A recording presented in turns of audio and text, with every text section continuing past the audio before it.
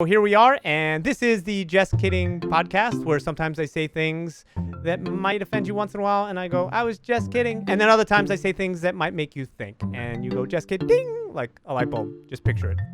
It's good.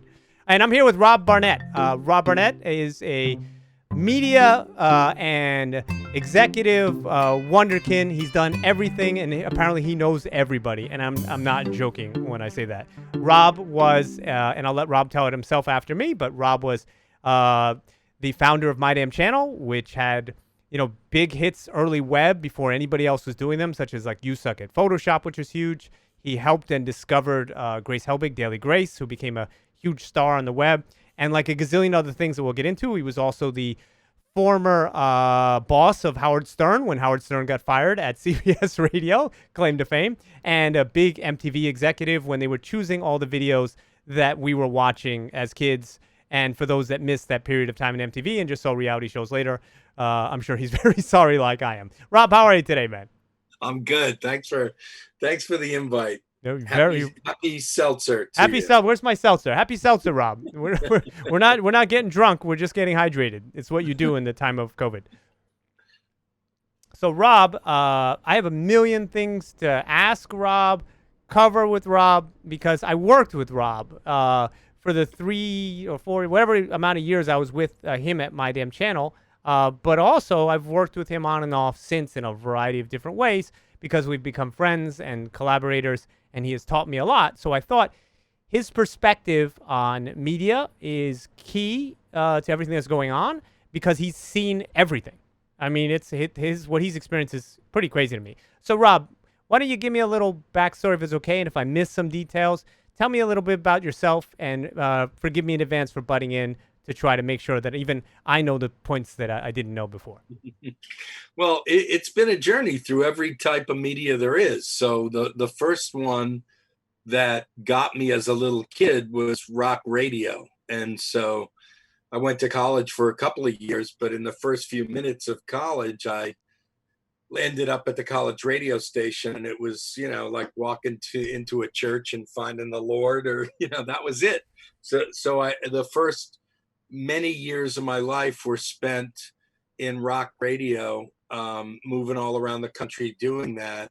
And then I got a call out of the blue one day from a person that I knew from my radio life. And she said, "What are you doing?" And I was starving at that moment. And she said, "You want to come work at MTV?" And I said, "Wow, yes." And was she Yes. somebody from the school that you worked at before? It was one of those great career karmic boomerangs, someone that I had given a job to in the early parts of our career was now a big shot at MTV, calling to hire me. And I was in LA, and she said, "When can you come to New York?" And I said, "I'm on a plane. I'm on my way." Wow. And where were you working at the time before you did that? I was in LA. I was doing some radio, but I was an idiot with an idea for a television show, which is code words for starving in Hollywood. Right. And so, that's what was happening. And then when I moved back to New York and started working at MTV, they were still all music. There was Yo MTV Raps, and there was the game show Remote Control. But I was programming it like you'd program a radio station with pictures. It was a trip. And it was basically it was basically YouTube before YouTube in a lot of ways. That's right. Yeah. 'Cause all that music and all that stuff, all of that sort of interactivity was happening at MTV at the time, wouldn't you say? It was, and we were just lucky as hell, because it just seemed as though the culture was coming to us and we were coming to the culture. And it was this short period of time where it felt like you were working in the center of the universe with a bunch of great coworkers and bosses who aren't assholes, and people who let you take risks and make mistakes and not fire you. And it was amazing. It was the early days of that place was really, really amazing. And then I moved over to VH1. This is like mid-90s, and we started reinventing over there, and that's where shows like Behind the Music and Pop-Up Video and Storytellers, I can't take any credit for creating those shows, but I was there as part of the team that launched those shows. But I told you think that as being part of the team, that you can take some credit for it. I mean, because all of those things are team efforts. There's never, even though some person say, "Oh, I created this," it doesn't go without everybody. Don't you think? I do. I think there is a great myth about being an entrepreneur or being an artist and thinking that, you're the rebel, you're the solo artist. And that's definitely at the core of probably why you and I are friends and why we like working together all the time. But we've stayed friends because we know, at least I know, that you can't really do anything alone. No.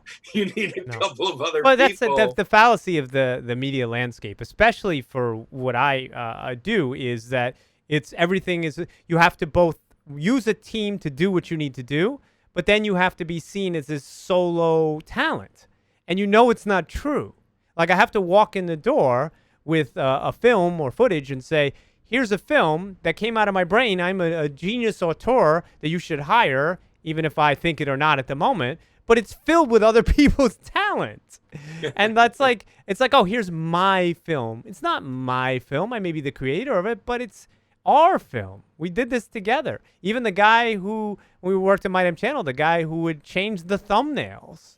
If the thumbnails weren't good, no one would click on them. It's all part of a collective. So let's get back to you. We're at VH1. And I do want to ask you about some of the MTV stuff, but you go to VH1, you're making Behind the Music and other things, you're contributing to them. What was that experience like over there? Well, the thing I think I learned the most about cable TV, and everybody knows this from the shows that you've fallen in love with and watched, is that in cable television, one hit show can make a whole network and make a whole bunch of careers for the people attached to it. I mean, think about AMC. Oh, Breaking Bad, yeah. American movie classics, and then all of a sudden someone said, let's do an original, and they put Mad Men on, and that begat. Oh, you're right. Mad Men first. Other original hits. You're so that's the amazing thing about cable TV. Is that you can kind of be treading water until one Jesse Cowell comes in and says, try this show. And then it happens. And then overnight, everything changes. And then you think you're geniuses. And then you try to figure out how to don't you think, it. I think in every one of those, sometimes it happens by luck, right? And we can say that it's just like, oh, the right time to receive that show, right place. But I think the common, and then we're going to talk about you because you're part of this, what I'm about to say. The common thread in all of that is there's always a guy or a gal that's in charge of receiving that stuff that made the perfect choice or made a series of perfect choices. And you can look at the AMC thing, and I forget the guy's name, but that guy changed the entire channel by just the power of his taste. And then unfortunately what happens is the money makers and the penny pinchers come in and mess with it. And that's when things go down, right? But when you have that guy and you're like, he's or she is the real talent, obviously the show creators too. But when you have a string of hits like they did, they came from different crews. And I think that there's a tastemaker. And that tastemaker in our world is really undervalued, wouldn't you say?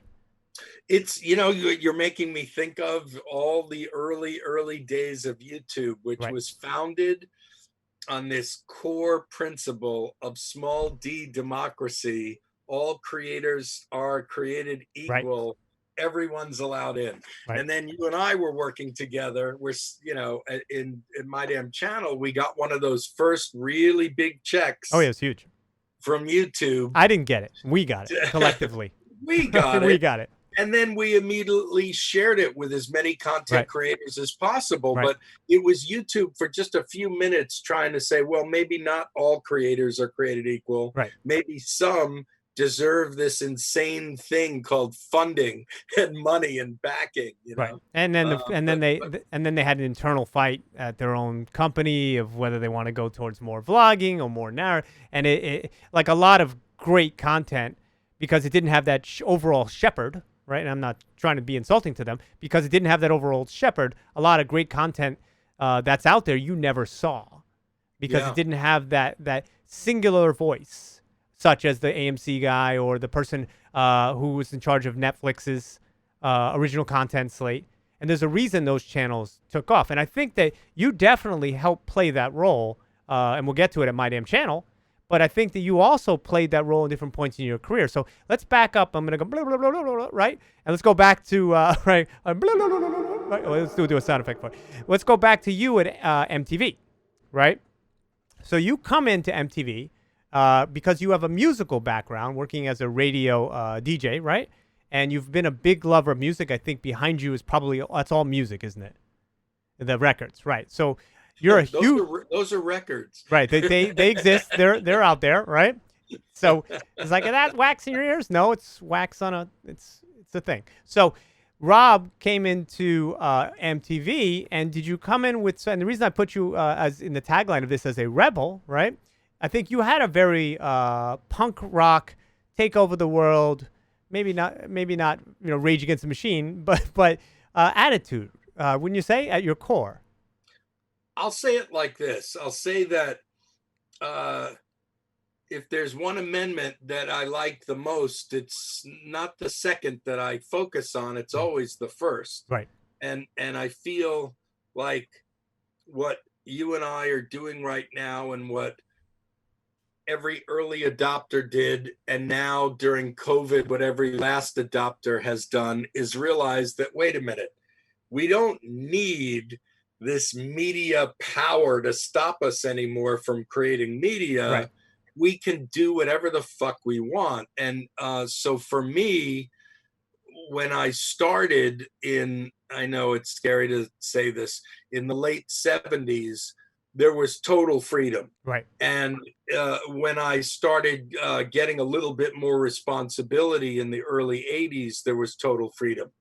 By the time it got to be about the mid 80s, certainly in rock and roll, in broadcasting, in media, and in radio, it started to become less fun and less cool because the suits started to come in. Right. And the suits started to come in and say, oh, Jesse Cowell, I don't know, the guy's a little too much like this, a little too much like that. They started little by little taking the freedom away from talent and sort of going to management as these genius executives. Mostly they were known as consultants, the dirty, dirty C word, and a real disdain for talent, a real disrespect for talent. In reality, the way I looked at these consultants is they were kind of like snake oil salesmen. They were just shysters who were trying to come in there and say, oh, we're going to tell you, management, how to tell the creative people how to be creative. And so I did have a real disdain for that early in my career. By the time I started to see these people come in, I thought, wait a minute, if all these people are rebels, then they don't need some insurance salesperson in the middle saying, oh, we're going to explain to you how to expose so that's the punk version of me. Yes, I grew up loving punk rock, but it's about the First Amendment. It's about freedom. It's about picking the talent that you believe has something to say. Right. And then letting them say it, because that was what My Damn Channel was really based on. That was what the name of the company was based on. It was that if we pick the right creators, and unlike like in television, the shows that famously had real creative freedom were The Simpsons and The Sopranos. Right. Where the creators of those shows said, hey, I know you want to give us notes on every episode, but that's okay. We're not listening. And so there's two of maybe the best shows ever. And why? Because the creators they didn't have their spirits crushed every single episode. And so that's always been a secret key for me when I hired talent, which is to not break their spirit. That's very, very, very, very important. But so backing up one more time to MTV. So you're at MTV, and your job is basically to choose what music videos get on the air, right? I had a lot of jobs because I was at those networks for 12 years. Right. But for the first 3 years, I had a small office. There were about 5 of us in the office. And they would have the person down at the end, the most junior person, had 24 pieces of paper on our desk. It was the log, midnight, 1 a.m., 2 a.m., 3 a.m.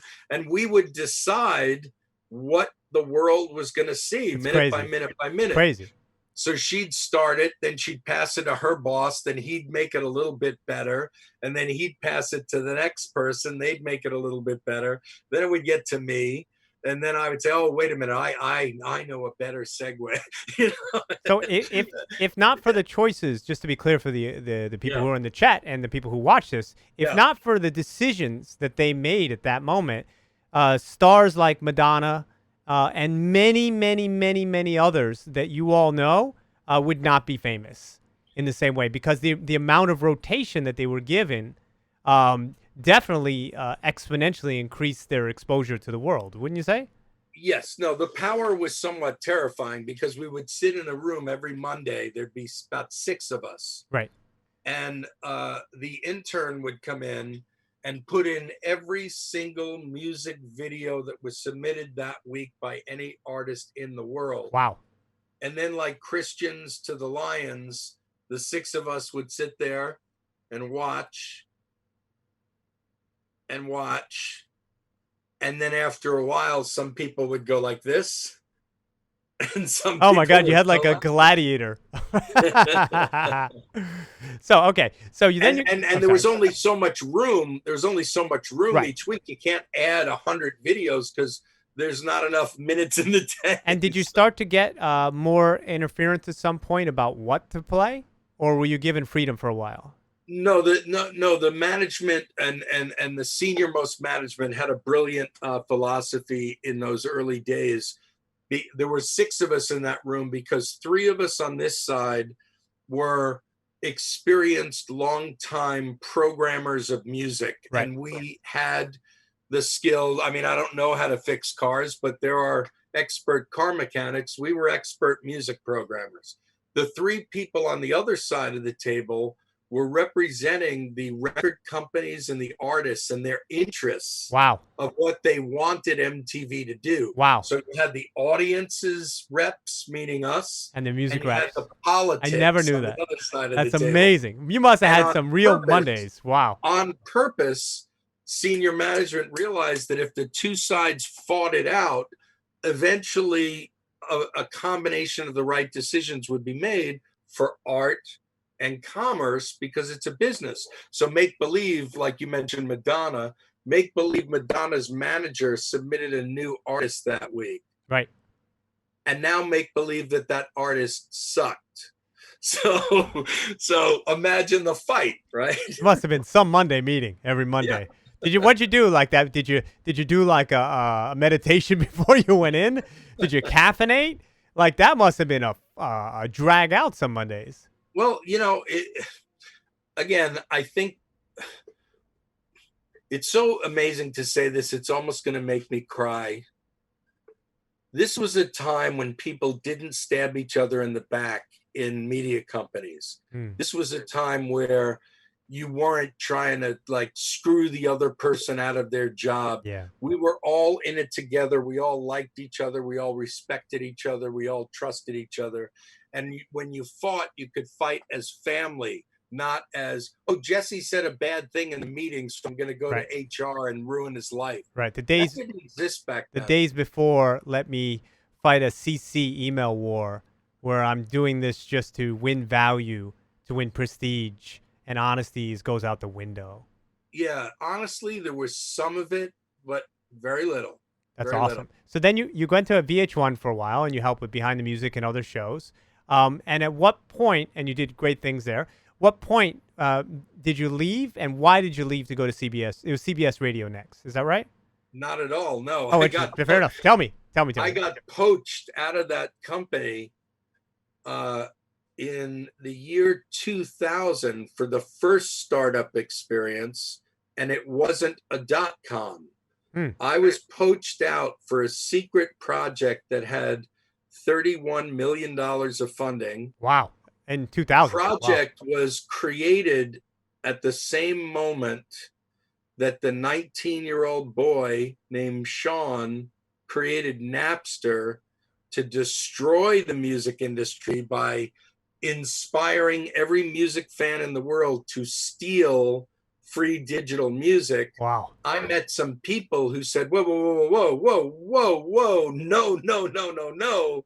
If there's going to be a digital music service, we need to do this as a business with the record labels and the artists, so that instead of having all their digital music stolen, we could distribute it in a just and legal way, and they Right. would be paid. Right. So here comes a concept in the year 2000. I'm hired to create a secret version of MTV by a rebel company that was not MTV. And the idea was interactive music television, meaning you could watch your regular television set. You could hold your, this is an air conditioner remote, but you could hold. We'll just assume it's you could hold your regular remote control. This is in the year 2000. You could pause the live music programming, pause it live. Then you could go into an experience, a digital music store, where you could listen to a 30-second free digital sample of any song on any album by any artist in any genre. And then, and this was all built with tens of millions of dollars, you could one click and either have the digital music sent to you through the USB cable of your internet provider, right? Your cable box, or back then, one click and the CD would be that's crazy. Delivered to your door, so same day as it hit the record store for less money. It's like iTunes met early Netflix.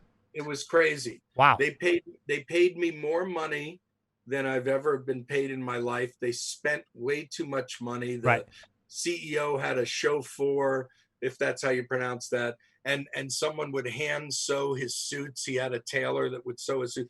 We had a fancy office. This was how not to do a startup. And when you and I worked at My Damn Channel, I can almost say it. I can almost quote the rules. I think I can. Is it don't raise too much, don't spend too much?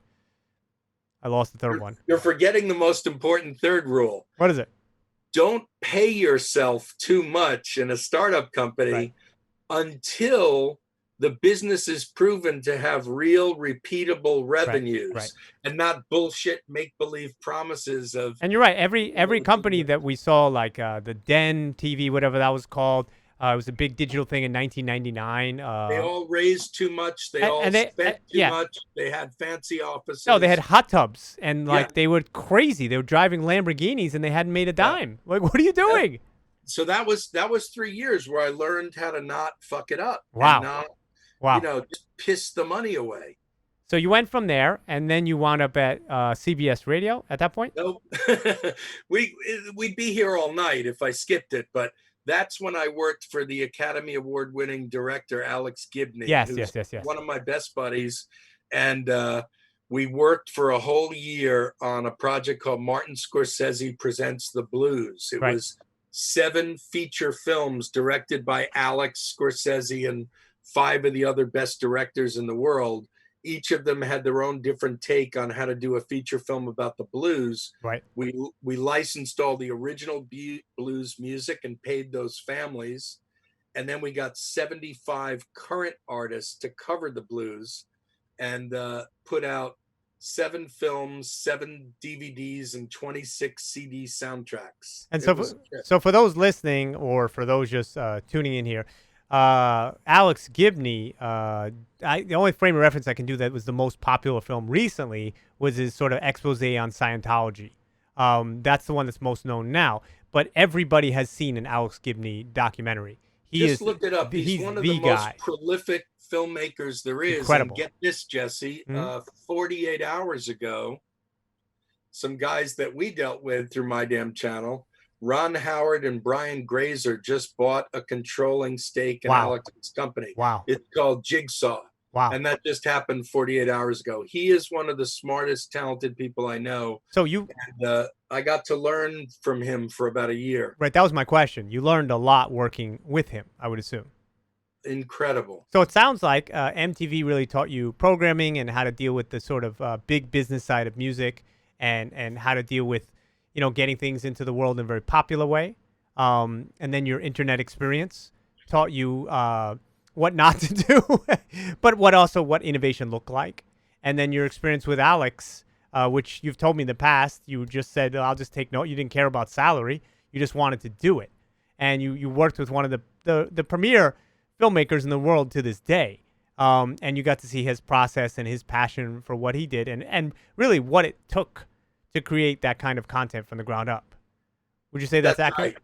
No, that's right. I've been lucky enough to know a lot of people who have just tremendous work ethic and the kind of drive that makes you wonder when and if they sleep more than 90 minutes a night.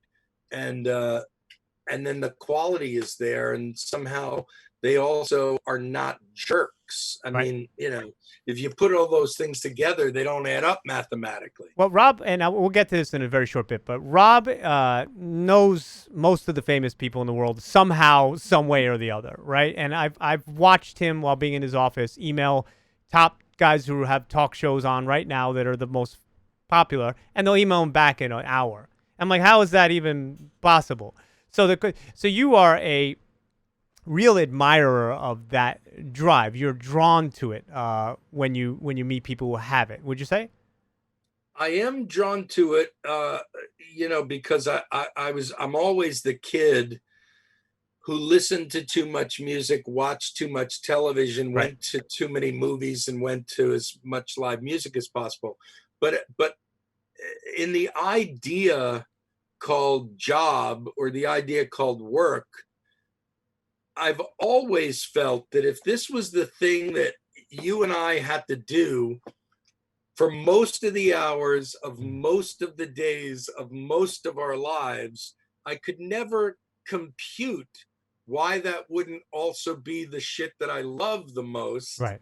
Then I thought the only way I'm going to be able to be successful at that is if I meet the people who are doing it best, somehow get them not to see me as a fanboy stalker, but an honestly interested in working hard person that was there to do whatever work I could do to help them do their thing, and then learn and Right. then learn and then move up. And so I've always, in all these different switches from radio to TV, from TV to film, I've almost always gotten paid less money and had a smaller job title every time I made the leap to the next media, because I knew that I needed to get in and I needed to learn. I needed to it's never really been about the money for me. It's always been about the access. Right. And would you also include in the access the content itself? Yeah. I mean, Right. I don't want to make crap. I want to make the good stuff. right. And we've all. I'm a filmmaker. I've had to make some stuff I didn't like for other people. And Rob, I'm sure, have you been in situations you had to make stuff that you hated, but had a greater good to it? I'm assuming, right? It's funny, and it might sound strange to say it, but I haven't made a lot of crap. No, I haven't. I don't know. I don't really put up with it. I don't. It's great. I mean, well, and I think that sort of, in my eyes, ties back to your original sort of rebellious take over the world, want to do great things, and maybe want to emulate those artists in some ways, even through the business side of things that you were so enamored by growing up. I mean, it seems like it to me. So from that point, you wind up maybe not going to CBS, but we'll skip to it because you sound like you've had 10,000 fucking jobs, right? We're skipping to CBS. Right? We're going to CBS, and you're there. They hire you, and Howard Stern is about to leave. Right? What a great moment to get hired by CBS. Tell me.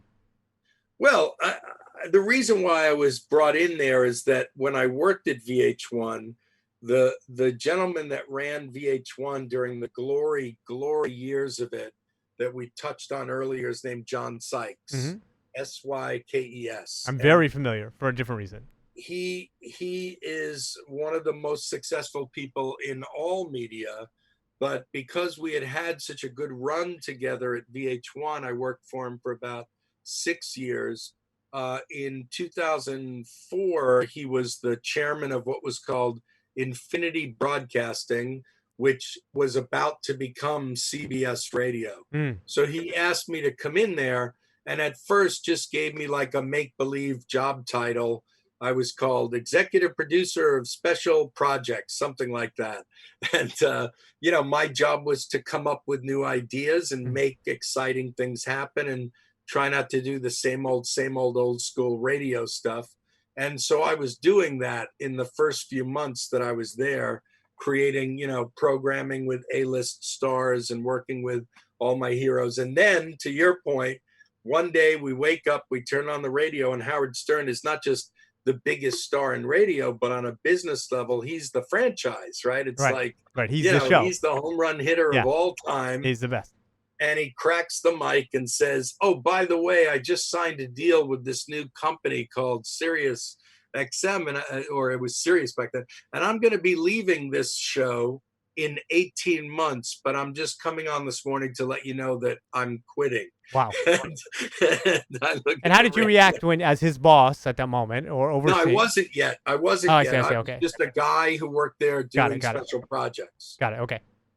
But I looked at the radio and I looked at my wife and I said, "That's it. Company's over. We're screwed. We're screwed. He's the franchise. He's it. And this is going to end ugly for everyone involved." And then I went into the office later that morning because I was 6 o'clock in the morning. And I got there and the place was just freaked out. Like, "He quit." Everyone's going crazy. And about 3 days after it happened, I see my boss, this guy under John Sykes, was then the president. I see the president and the head of human resources walk past my office. And then I see all these other people follow them and they go into a conference room and nobody's asking me, "Hey, Rob, come on, join us in this big meeting."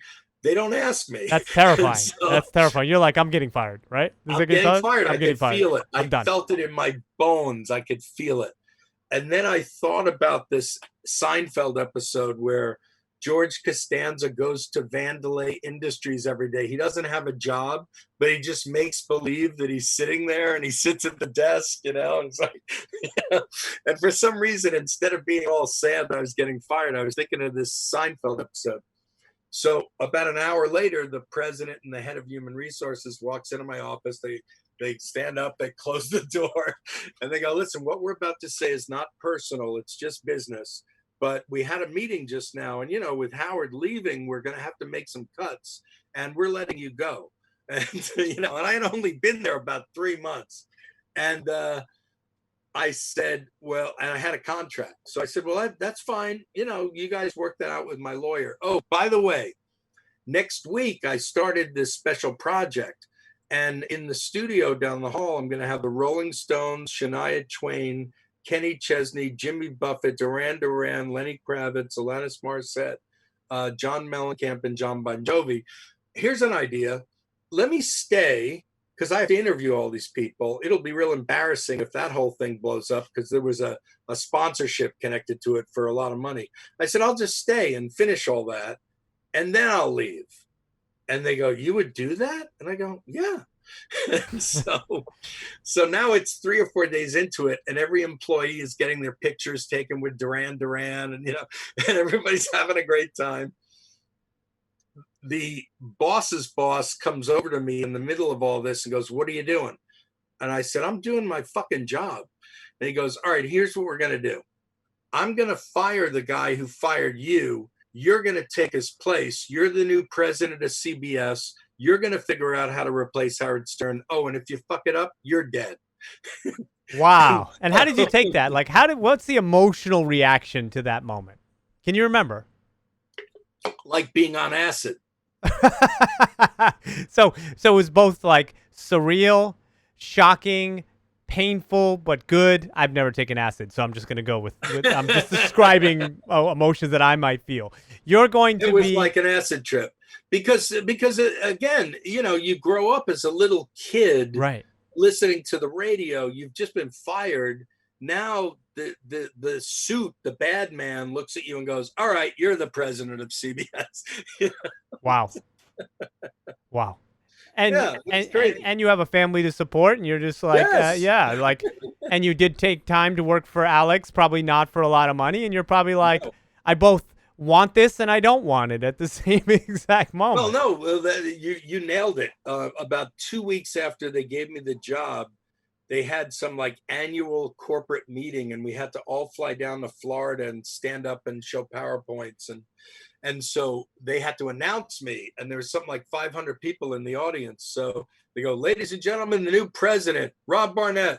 And I walk up to the stage, and I go, I used to wear a watch back then, so I go, hi, I'm Rob Barnett, the new president of CBS. And then I looked at my watch and I went, for like 18 months maybe before they blow me out. And I Did they got a laugh? really big laugh. They laugh, Luckily, I right? got Yeah, a yeah, really yeah. big laugh. That's crazy.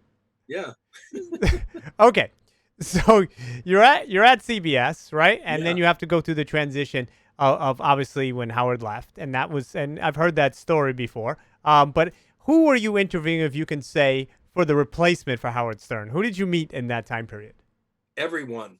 I mean, what was so fun about that is that Howard got paid, let's just round up the math, $1 bajillion. Okay. Howard got paid $1 bajillion. So now, if you have to somehow figure out how to fill his chair, money's not the object, talent's the object. Right. So if you have all the money in the world, then odds are you could call just about anybody, Right. Right. So And you you did. know You had the, those contacts obviously through. It was easy at well, that point. I had an idea. The one singular idea that occurred to me was that when in the earlier days of MTV, Jon Stewart was a stand-up comic from New Jersey, and we were giving him, a few opportunities to do a few appearances on MTV, and then he had some early television shows with us that flamed out, didn't do too well. But now it's 2005, and he's the host of The Daily Show, and arguably, one of the most respected people, not just in comedy, but in all of media. And I knew him, we weren't best friends, but I knew John, and he was a terrific guy. So the idea that I had was that even though he was on the Daily Show, working his ass off, producing that all day, hosting that every single night, I didn't believe in my mind that he would host a radio show. But I did have an idea, and it was the Lorne Michaels idea. John, even though he's great talent, had become a fantastic producer of that show Right. and an incredible eye for talent. Oh yeah. And he had found all these correspondents that Right. he hired on the Daily Show, and they kept rising and becoming Oh stars. yeah. So Yeah. I had this crazy idea that if I walked into John's office with, $100 million, I'm not kidding, that maybe he would be the producer with me to help figure out a radio show. And at that point, I had my eye on Stephen Colbert, but in 04, 05, his star hadn't really risen yet. But I thought that if John could bring somebody like that and then produce it, and then because he had skin in the game, he'd obviously be involved. He'd probably call in a lot, that kind of thing. So I sold that to upper management, and then we went into John's office. I pre-sold the meeting. I told Right. John and his agent, here's what we're going to do. We're going to have this meeting, but I have to bring this boss, and so it was just the four of us, and we had this meeting, and I set the table and made the opening. But then my boss, I won't name him at this point because it wasn't a good meeting, he interrupted and started hammering John and said, no, forget all that. You have to host the show. How much money? How much do you want? You're Right. going to host it. And Jon Stewart is kicking me under the table going, what is this guy? Yeah. It's like corporate He douchebag was says off what? script. Like, what are you doing? What Yeah. are you doing? What are you It doing? was That was not the meeting that we had said. He was completely off script. Right. So John had a little office on 44th Street back then, and a teeny little kitchen. And John and I went to the kitchen. I said, yeah, sorry about that. That was kind of stupid. And John looked at me and said, hire Adam Carolla. Mm. And I looked at him and I thought, well, Jimmy Kimmel had discovered Adam Carolla. Mm-hmm. And like John, Jimmy was also on late night every night already at that point. But I said, well, if you think I should hire Adam, I'd want to hire Jimmy to help me. So he said, hire them both. And it's a long, long story, but I hired Jimmy Kimmel and Adam Carolla, and we gave them the whole West Coast of Howard Stern's real estate. Because remember, Howard was on tons of radio stations at that point. And in New York, we offered it to Jerry Seinfeld, Larry David. I had 3 meetings with Matt and Trey from South Park. Amazing. Chris Rock, you name it. We pitched everyone in the world. And the sad part of the story is we didn't realize that the man that ended up getting the microphone for a short time was completely batshit insane. We just thought some of that was an act, and we put David Lee Roth on. Oh. Formerly of Van Halen, and then Van Halen again, and then out of Van Halen. Who knows? It was a mess. Yeah, it was a mess. Just cuckoo in the head. Wow. Wow. So then he flamed out. And we did the right idea that we knew was probably going to be good for New York, which was Opie and Anthony. Right. And we eventually put them in, and they did great for quite a while. So you've now through this career of yours, you've basically interacted with the top people in music, the top people in television, and obviously some film as well, as there being crossover. But you're hitting a point, I would assume, with the corporate life. That you kind of wanted out of it, right? Yeah. Well, I got fired. I did eventually get fired again. Right. How many times have you been fired? I don't know. I haven't counted. I should count. No, you shouldn't. Who cares? What does it matter? Just like I predicted, I was fired again, but I was fired in a really weird way. They came to me one day and said, well, we have good news and bad news. The good news will never outweigh the bad news when they say that to you. Well, it kind of did. Listen to what the good was. Tell me. I said, I'll take the bad. They said, all right, you're out. I said, what's the good? They said, well, it's not just you. We're having some big problems in the company. We're downsizing. So it's you and 199 other people. We're letting 200 people go, and you're not really being fired. I said, what does that mean? And they said, we're eliminating your position. There isn't going to be a president to save money. And so therefore we're honoring your contract and you're getting all this severance. Wow. So but you're out. Get the fuck out of here. So it doesn't blemish your record, but were you kind of tired of some of it at that point? Not tired. No, I never get tired, but I was fighting an uphill battle because I realized that radio had way too much old thinking. Right. And I knew that my time was limited. So while I was there, I was going to try to innovate and help create as much new stuff as possible. It was hard. It's a struggle. It's kind of like trying to turn magazines into digital video companies. These are glacial changes that take a long time, and there's a lot of people that like to hold on to the old ways. So I wasn't tired. I would have kept going, but they said, get the fuck out. But aren't you a little glad that they did in some ways? Because it feels like, from what you're telling me, that you had a real vision for what you want to see going forward, that you were getting a little maybe tired of some of the people, poking their nose into content when it would screw up what you were trying to do. Because something led to My Damn Channel. Like, what was It happened truthfully in about 5 minutes. This was July of 2016. Mm-hmm. So if you Google what I'm about to say next, it wasn't long after Google bought YouTube for $1.65 billion. Right.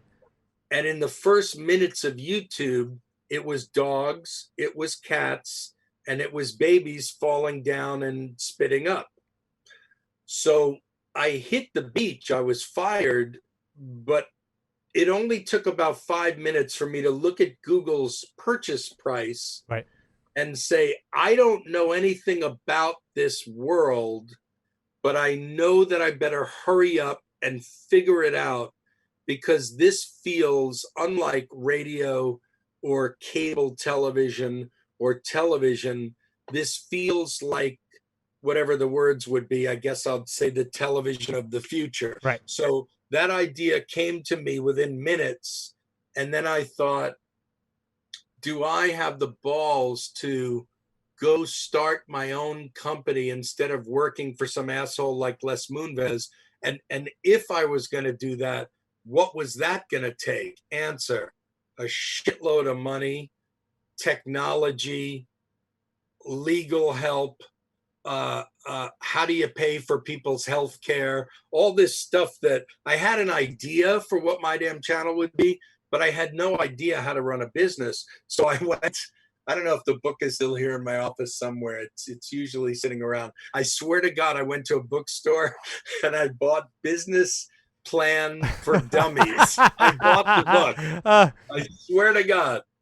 And I sat there and said, because I'm a college dropout, I don't think of myself as a business person at that point. I am now, but I'm reading Business Plan for Dummies, and I'm thinking, this will tell me how to write a business plan. And I thought, wait a minute, wait, that's not going to work. I'm a dropout. Oh, I know. I need like a Harvard genius who knows how to write business plans. So I thought of a Harvard genius, a lady named Nancy that I knew, who had started her own business, had a tremendous amount of success. And I said, we need to go out to drinks immediately. And I invited Nancy out to drinks. And I tried to convince her over 2 or 3 drinks that she should join my crazy ass vision and help me create the television network of the future. Somehow it didn't feel like that was in the cards for her. And so I came up with this other idea that she would help me find the person. But I had a filter. I said, they have to be a Harvard graduate. And she said, oh, well. They got to have that smart stamp in particular. Yeah, they have to have that. They got to have it. And she said, well, if you graduate Harvard, there's this kind of private website. And we all go in there and get each other jobs. I go, oh, yeah, I heard about that. So I went and I interviewed 13 different Harvard graduates. And it's a story that we don't have all night to tell, but right. I ended up finding a Harvard graduate. We started putting together a business. Then I went to my in-laws, my ex-in-laws, all my best friends that had some money. I have a very small family, but I went to anyone that was related to me. And I put also all of my CBS radio severance money in. Wow. And little by little by little, we cobbled together $500,000, which was not a lot, but we launched with $500,000. Amazing. And it's funny. Then just started building it. It's funny because we were running parallel tracks, and I'll come into this story at some point very soon. And as you were getting in trying to figure it out, from an older media perspective, I was hoping secretly that none of you would figure it out because I knew it was so obvious. Like, how could you not know bandwidth was increasing, and it was going to destroy distribution. I mean, the writing was so obvious. And at the time they had Steven Spielberg's The Lot where we discovered it. I'm like, fuck that shit. Fuck that. I can reach. Why would I go to a film festival and play for 14 people who are just friends of the filmmakers when I can reach 14,000 for nothing? And so it just made sense to me. So let's get in, but where our paths will intersect at some point in this story. So you start My Damn Channel, and the reason is you want to be, and I'm putting words in your mouth, so feel free to correct. You want to have a successful business of your own.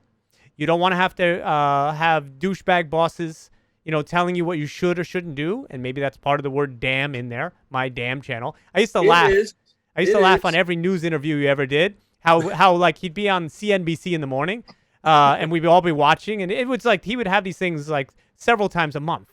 Like some of the biggest news organizations, they'd be Rob from My Damn Channel, and they had trouble saying it, like as if like, oh my God, you're staining humanity with the word "damn." The fuck is wrong with you? Like, seriously, have you join the actual world? Anyway, so you start the My Damn Channel, which is amazing. And I guess the impetus is to get away from the scumbags, do it your way, and create great shit. Am I wrong? That's all correct. But then there was another piece. Mm-hmm. I thought that in the earliest moments of the idea of original online series by real creators and not just mommies and daddies filming dogs and babies, Mm-hmm. I started to hear this idea like, oh, it's a rev share deal. So Jesse, guess what? You're going to come work for me. And then if you get millions of views, you're going to get 10 cents and sign this Oh my God. 36-page contract. I've got a So bunch the of other those in my reason, closet. Yeah. Oh, what dog shit. so in the early days when I saw that, I thought, well, I don't want just anybody to have their own damn channel on my damn channel. I want only the best artists I could possibly Right. hire. Right. And if I was going to respect those best artists, I wasn't going to try to fool them into signing this big rev share contract. Right. I was going to have to pay them real money. Right. I mean, serious money. Right.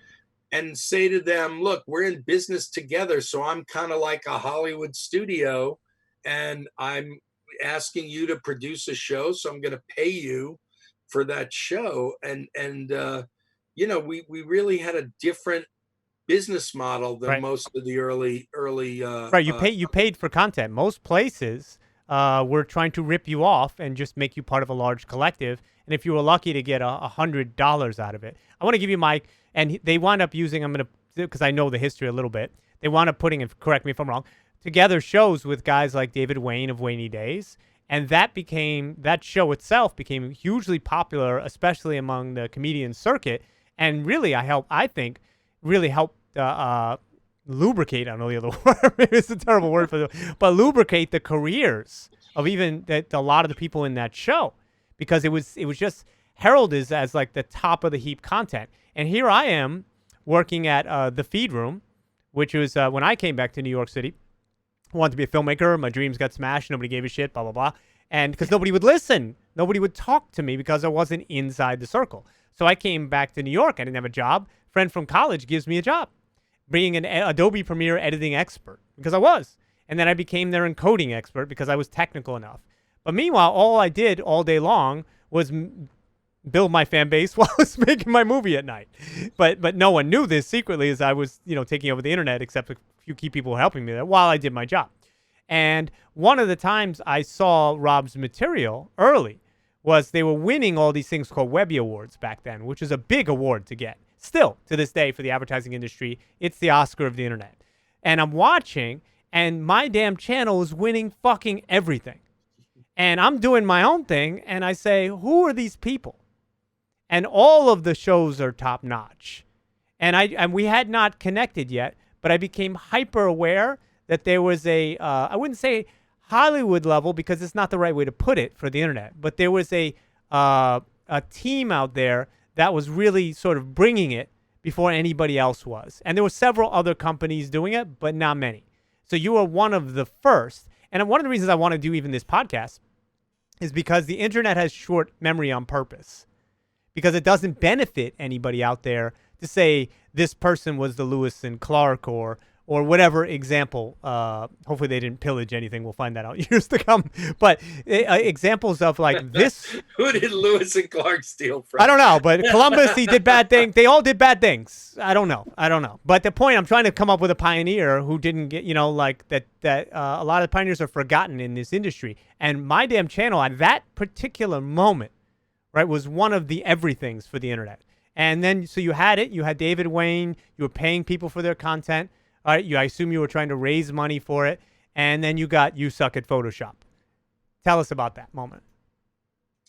Well, You Suck at Photoshop, I guess the real genesis of that series precedes my damn channel. So take it back to the minutes after I'm fired running CBS. I go home. I think I need to launch something that will eventually become my damn channel. Mm-hmm. And when most people get fired, one of the first crazy little ideas that comes into your head is, I need to rewrite my resume. And so when I had that idea, but I was staring at brand new YouTube, I said, wait a minute. Screw that. I don't want to do a resume at this point. I want to create a tripped out website. Right. And instead of saying, I used to be this and I used to be that, and I used to produce a show with Oprah and a show with Johnny Rotten and a show with Bruce Springsteen, that was going to look really boring on a resume. So I thought, what if I built a visual resume Right.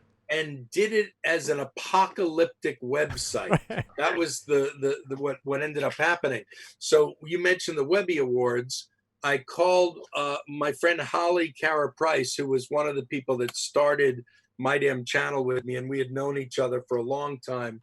I called her. I said, I need web designers. I need like the best web designers in the world.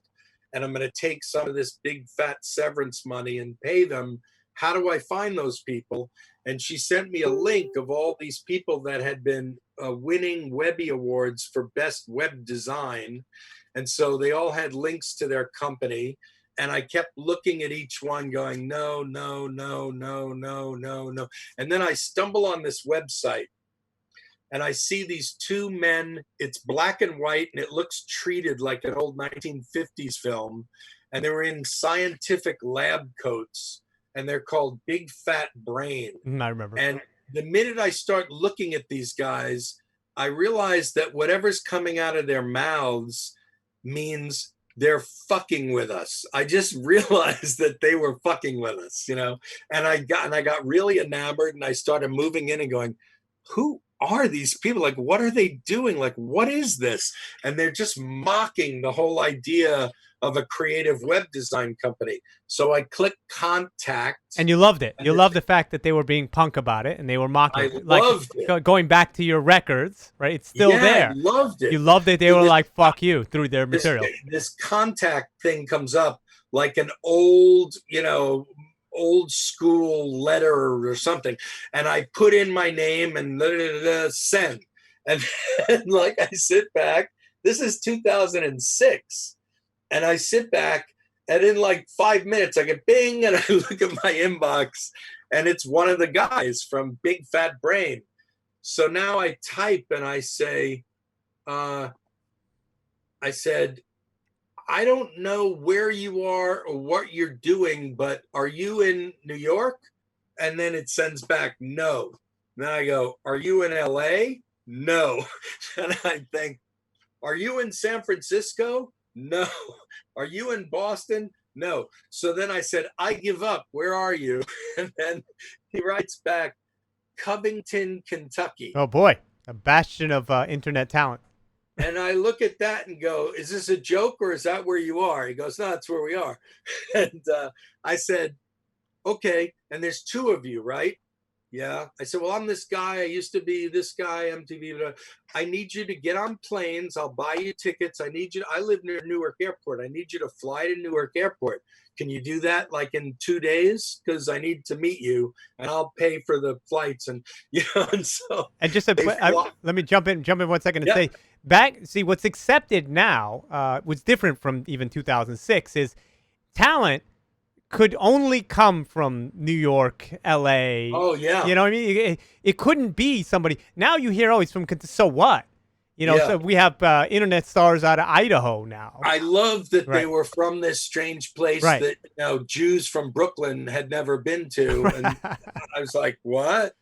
I'm from Brooklyn. Where's that? Oh, it's near Cincinnati. It's like 5 minutes away. I go, it is? So they fly in. Because I'm just like a showbiz idiot. Yeah. So you're not used to this kind of guy. Jersey, I take them to the fanciest little local restaurant possible. So you're whining and dining these two guys just because Kentucky. You were enamored by their content from Kentucky. And no one has ever heard of these guys, for the most part, not being disrespectful. No. That's not true and not fair. They were really successful ad got it. So I'm talking not in the sense of careers. They were having good careers, but in the sense of like internet creativity being put into the world. Oh, not yet. No, right. That's what I'm getting at. Yeah, they weren't, Felicia Days yet. Right. Yeah. And so we sat there and, for, I don't know, hours and hours and hours, we wouldn't, till they kicked us out. of the restaurant. And I hired them, and I don't know, someday we'll figure out how to recreate the website, because it was built, you'll remember more than I was. It was I remember. Flash, you know. I remember. Yeah, I saw it years later. I archived So everything you ever did at that time. it was such a trip. I mean, it was like you were in an apocalyptic post-COVID world, Right. post-Trumpian, and every room was interactive, and every room had little burned out television sets in it, and you'd click on so these guys made this thing for me for however many dollars I paid them. And then I sent a link to that website to every single person I had ever met in my professional life. But here's their genius. And by the way, Troy Hitch and Matt Bledsoe are these two men that I'm speaking about. Sounds like Matt and Trey in a way. It's kind of funny. Right? Well, Troy, the first Troy thing and Matt. I said, Matt and Troy was one vowel Yeah. away from Matt and Trey. So Hilarious. I immediately fell in love with them. And I knew that it was my job in life to help make them as successful as they wanted to become. Can I interrupt you for a second, Yeah. Rob? What I love about this story, and I think it speaks to you as in your character, and I think this gets repeated at later moments in your story, is that the days of the dream for creators, and it doesn't happen in the way it used to, was that some person in some position of power sees another person's talent and says, I have to have that. Let me grab that and let me give them the resources and the space to try to elevate them in the ways that I can. And Yes. that is such a meaningful thing to hear, because that is, for the most part, gone. Now, the deal is that the studio, the you have agency, to already be successful. we want and to be in a co-opt Marvel your, movie. right. We want to co-opt your pre-existing success, right? And by the way, talent is secondary. And the fact that you did that then, and I think you still in some ways continue to do it, is very admirable. Please jump back in. Oh, no, thanks. I mean, yeah, look, talent is everything. Talent is everything, but originality, you know, right now on this earth, after Little Richard just left, there's one person left that invented rock and roll, and that's Jerry Lee Lewis. I love the Rolling Stones more than life itself, and I love the Beatles more than life itself, but they were cover bands. So the originators, the creators, the inventors, the gods and goddesses that invented rock and roll, you know, there's one left. Wow. So I feel I'm always sad when somebody says there's no new ideas, there's no new thing. Everybody's an imitator. Fuck that. I mean, you know, fuck that. If we've learned anything about this global crisis and this lockdown, it's that little by little by little, and I always brag about you behind your back and in front of your beautiful face, because you're the first person to ever vlog. Whatever that early adopter thing is, now the whole world adopted it, but only in COVID, right? The final adopter said, oh, this video online thing, I've never been adopted. Even my mom, I'm like, can I be adopted? She's like, no, you're stuck with me. So, you know, what's going to happen in the next few months? Yes. Maybe tonight, maybe in the next few minutes, but definitely in the next few months, is it's just not going to be Zoom. Somebody else is going to invent something else, because now the mind's going. Now it's like, whoa, wait, this could be even better, right? How can I deconstruct and reconstruct the world? Yeah. I what's agree. another way to do this? Right. You know, so I'm always looking for that. You know, wherever I can find it, I am. And so I hired these guys. The mistake that I was about to make, I was telling you the story where I said, oh, I got to market this website. It's so cool. Right. I'm going to send it to everyone I know and say, I'm going to launch this thing called My Damn Channel. They're like, no, don't do that. I said, what are you talking about? I got to launch a thing. I got to raise money. I got to, you know, get people to understand my vision. And they go, don't do that. And I said, I don't understand. And we argued for about 3 or 4 days, and I let them win the argument. The argument was, just send this apocalyptic link out and don't say what you're doing. And I said, that's fucking insane. And they go, just do that. So I sent it to every single person I knew. Yeah, smart. And most of them emailed me back and said, what is this? What are you doing? Why are you doing it? As opposed to my stupid instinct, which would have been, I'm going to do this great thing and I'm going to change the world. You know, they talked me out of my bad instinct, and they gave me the best thing ever in show business, which was the idea of mystery and, you know, suspense, and not giving it all away. And what a fucking gift that was. It was beautiful. It's a beautiful gift, because then I got people hooked. And that was the beginning of what became what I then hired them to build, obviously, for a lot more. And did that help you raise money? That whole initial? Of course. Wow. So the initial, I didn't realize it. Better than a resume. I had no idea. I had no idea. I had no idea that not only did they make one of the internet's first hits, but the website itself helped create My Damn Channel that launched all those other series. And all I wanted them to do was be my creative ad agency genius web guys. But they were saying from the beginning, you know, we could probably create one of those web series. And here's me. And you know how much I love them, but here's me back then. Yeah, great. You're two fucking guys from Kentucky. I'm going to be hiring, you know, real stars, you know, because the idea that we had was all those shows that, you know, David Wayne, Harry Shearer, Paul Rudd, Elizabeth Banks, I wasn't seeing whatever they were seeing, but they kept making me pilots. They kept pitching pilots. And I honestly, I was rejecting the pilots because I kept thinking, yeah, the guys from Kentucky are trying to become stars. Isn't that cute? And then they made the first episode of You Suck at Photoshop. And I had, I guess, a religious, spiritual, orgasmic experience. And I said, this is the single greatest thing I've ever seen. Well, it's amazing. It's like, those that don't know You Suck at Photoshop, it's basically the main character literally teaches you Photoshop while talking about his failing marriage, right? And does things like Photoshop's taking the ring off of his wife's finger and maybe the van of which he's going to kidnap her. And I don't know the exact storylines, but the point is that it was subversive. It was tutorial through humor, and it was sarcastic as fuck. And you put all those together, it's amazing. And another thing happened, because it was the early days of YouTube. Right. Millions and millions and millions and millions of views every single time out of the gate. And then we had another piece of the puzzle. I started understanding this element of mystery, and I realized that I should reapply that element. So we started getting calls from people all over the place. If you haven't seen You Suck at Photoshop, they're all on YouTube. It's voiceover only. So everyone was saying, who's the voice? And who are the creators? I would say, I'm not at liberty to answer that question. And they said, what do you mean? I said, oh, it's a special deal. I can't say who it is. I can't tell you who the creators are. It's a secret. And then all these rumors started. Well, is it this famous person? Is it that famous? I said, I'm not at liberty to say. And we kept that up for a really long time. I forget how long, almost a year.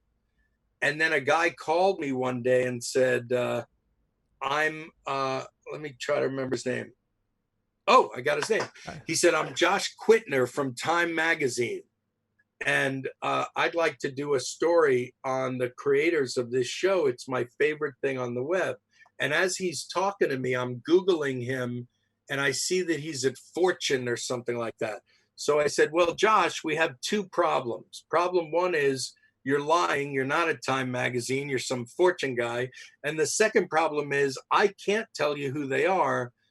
We have a special deal. He said, no. I know. No, listen to me. I'm going to Time Magazine next week. I'm going to be their new guy. I'd like to do a full page story in Time Magazine. And I said, okay, I'll tell you who the guys are.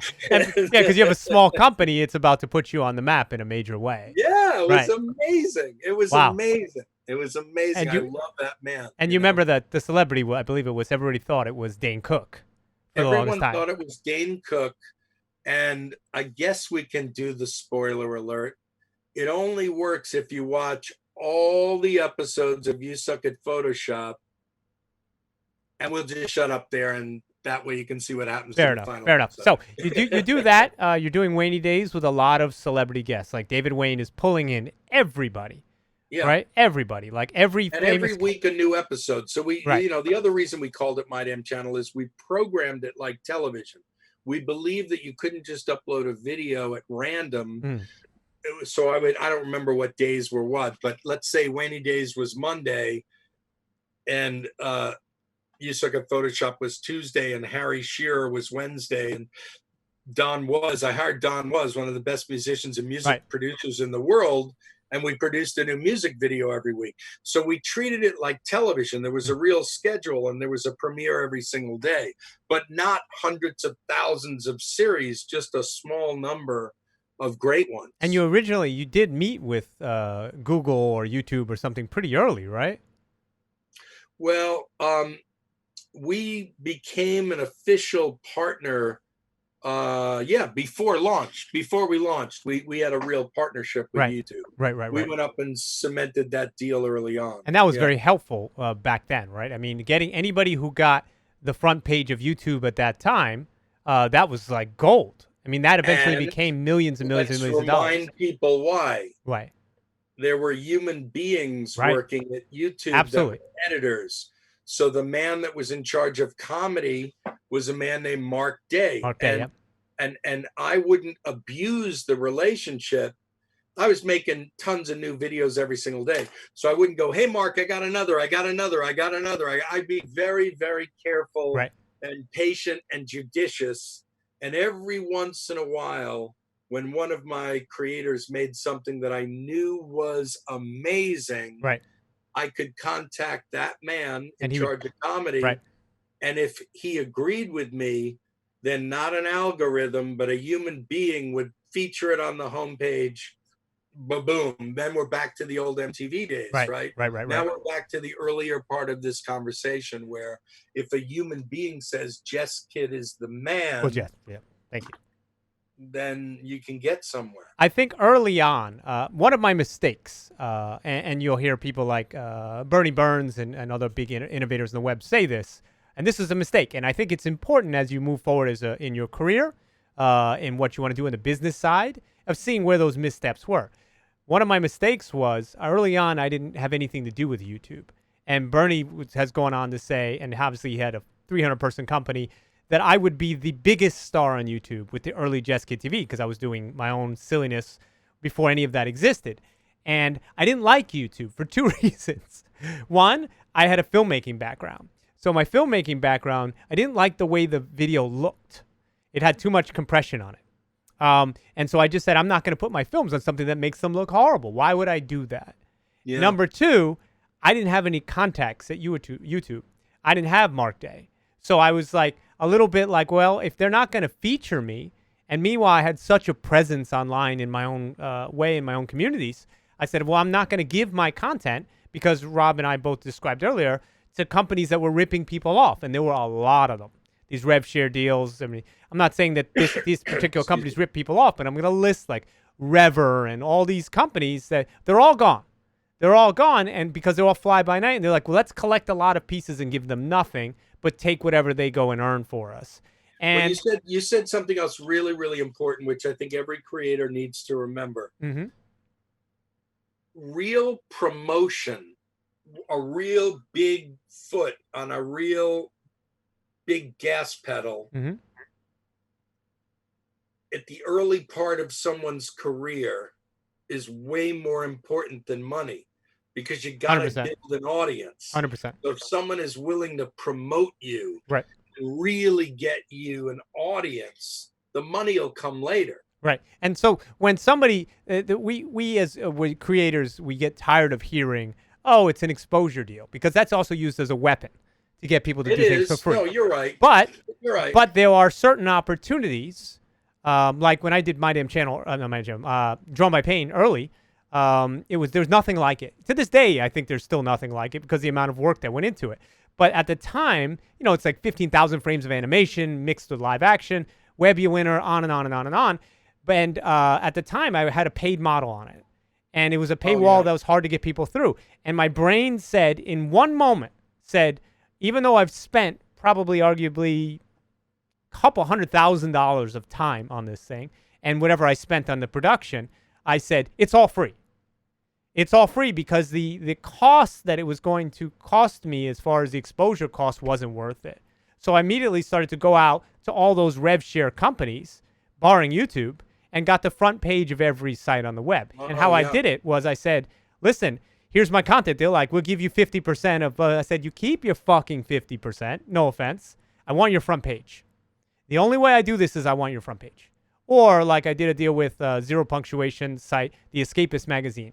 Zero Punctuation, people didn't know, was doing 1.2 or 3 million unique viewers every week for years. And I said, okay, I'll be a part of your site. You don't really have to pay me, and you can split whatever you want, fictitious revenue. But I want promos to run on Zero Punctuation. And that brought in just this massive amount of people because I think you're absolutely right. People need to know who you are. Especially in this world that was growing every second with the noise. And now it's like literally in the 10,000 time fold of what it was even when we were talking about it. But even back then, it was hard to stand out without. And so you had the human connection of Mark Day. My Damn Channel starts to get awards, press, sponsors, real sponsors, right? Branded entertainment, big dollars, not just pre-roll. So you were starting to fire on all cylinders, right? And you were really one of the maybe 5 to 10 real innovators on the web. And you could maybe put in like Paul's company For Your Imagination. You could put in Next New Networks, which got bought by YouTube, and all those people became big YouTube executives. And there are people that I'm still friends with that I don't forget that don't get their due, like the Indie Mogul guys. And like there was so many just like really, really just cutting edge figuring out the algorithms, and they just got absorbed into the system, and some of them got forgotten, and that's really, really sad. And the Rooster Teats and the there's so many, like the Flash sites, and so I think that it's really just important to cover those. So you're getting these things, right? And now you and I are about to cross paths, and I have a friend, Melissa and Marissa. Well, that's the two names? I'm forgetting. So I have a dinner with them, and I've just made a thing called Status Kill. Now, I left the feed room because I was making Drawn by Pain, and it was killing me to do both. It was literally, I'm sleeping 2 hours a night. And because I'm editing all night, I would come home. My friend who was staying with me at the time, I was a machine. I would come home, ride the train after work, walk through the door, sit at my computer, start editing. I wouldn't even stop to do anything. And then I'd edit till 2 o'clock in the morning, eating while I was going.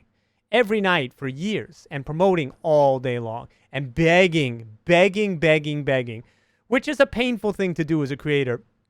Any festival to put me on a panel, anybody to look at what I'm doing, like anybody that had any power. I was going literally to tech meetups with Drawn by Pain and putting it on the screen after they talked about some fucking widget that you would use for some app that's probably dead and gone by now.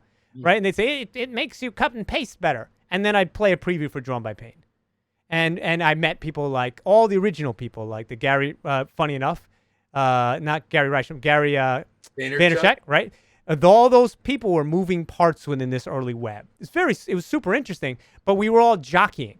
And by then, I knew this, and I forgive me for any generalization or stereotype here that I'm not really trying to do it, but I knew the web was changing when it went from a room of like super like geeky dudes and some people to like incredibly attractive marketing women started showing up at these meetings. And I said, something has changed. And then the guys in the suits followed.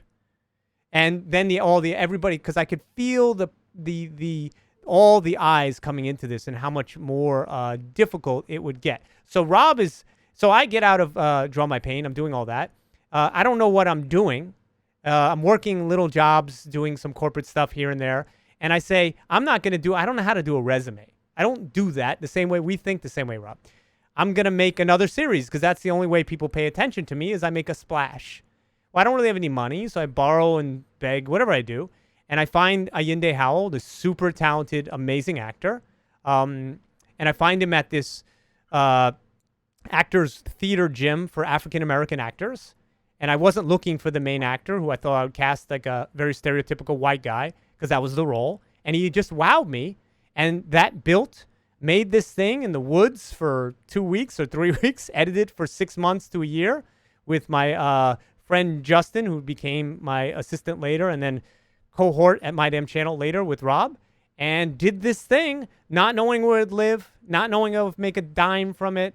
And at night, because I had earned enough respect from my fellow creators, I convinced Chris Domino, amazing talent, right? Who's an artist that I met at one of these meetups because, creativity inspires creativity. And Chris Domino was during the day doing all the graphics for David Letterman. and this is the level of talent that I was able to get because talent is inspired by talent and wants to work on great shit. So I make Status Kill. I don't know what to do with it. I go to a web meetup. So those two had told me about you before, Melissa and Marissa. But who got me in touch with you is my friend Stewart. And Stewart saw my trailer at one of these meetups, and where Tom Woodley, who became the head of College Humor for a while and all those things, was at, and another big innovator on the web. And Stewart says, you know who would love to see this? Rob Barnett. And I had heard your name before, and I had seen My Damn Channel stuff while I was working at the feed room and been a little envious maybe, or I secretly hated you. No, I didn't, right? And I said, okay, this sounds great. And so I meet with Rob, and I'll let you take it from there. In our not fancy office, in our teeny little not real conference room / editing room, whatever it was, I remember the meeting.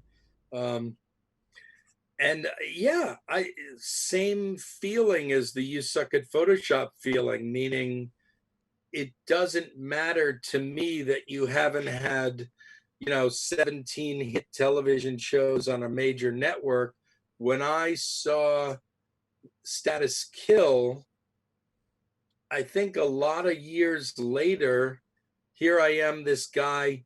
Now, whenever people say, I'm looking for something to stream, what should I watch? I always give the same answer. I always say Black Mirror. That's what I always say. Because, when Charlie Brooker created Black Mirror, I thought in the best British sense of the word, here was a guy who was taking the piss out of all of what this thing had become in our lives.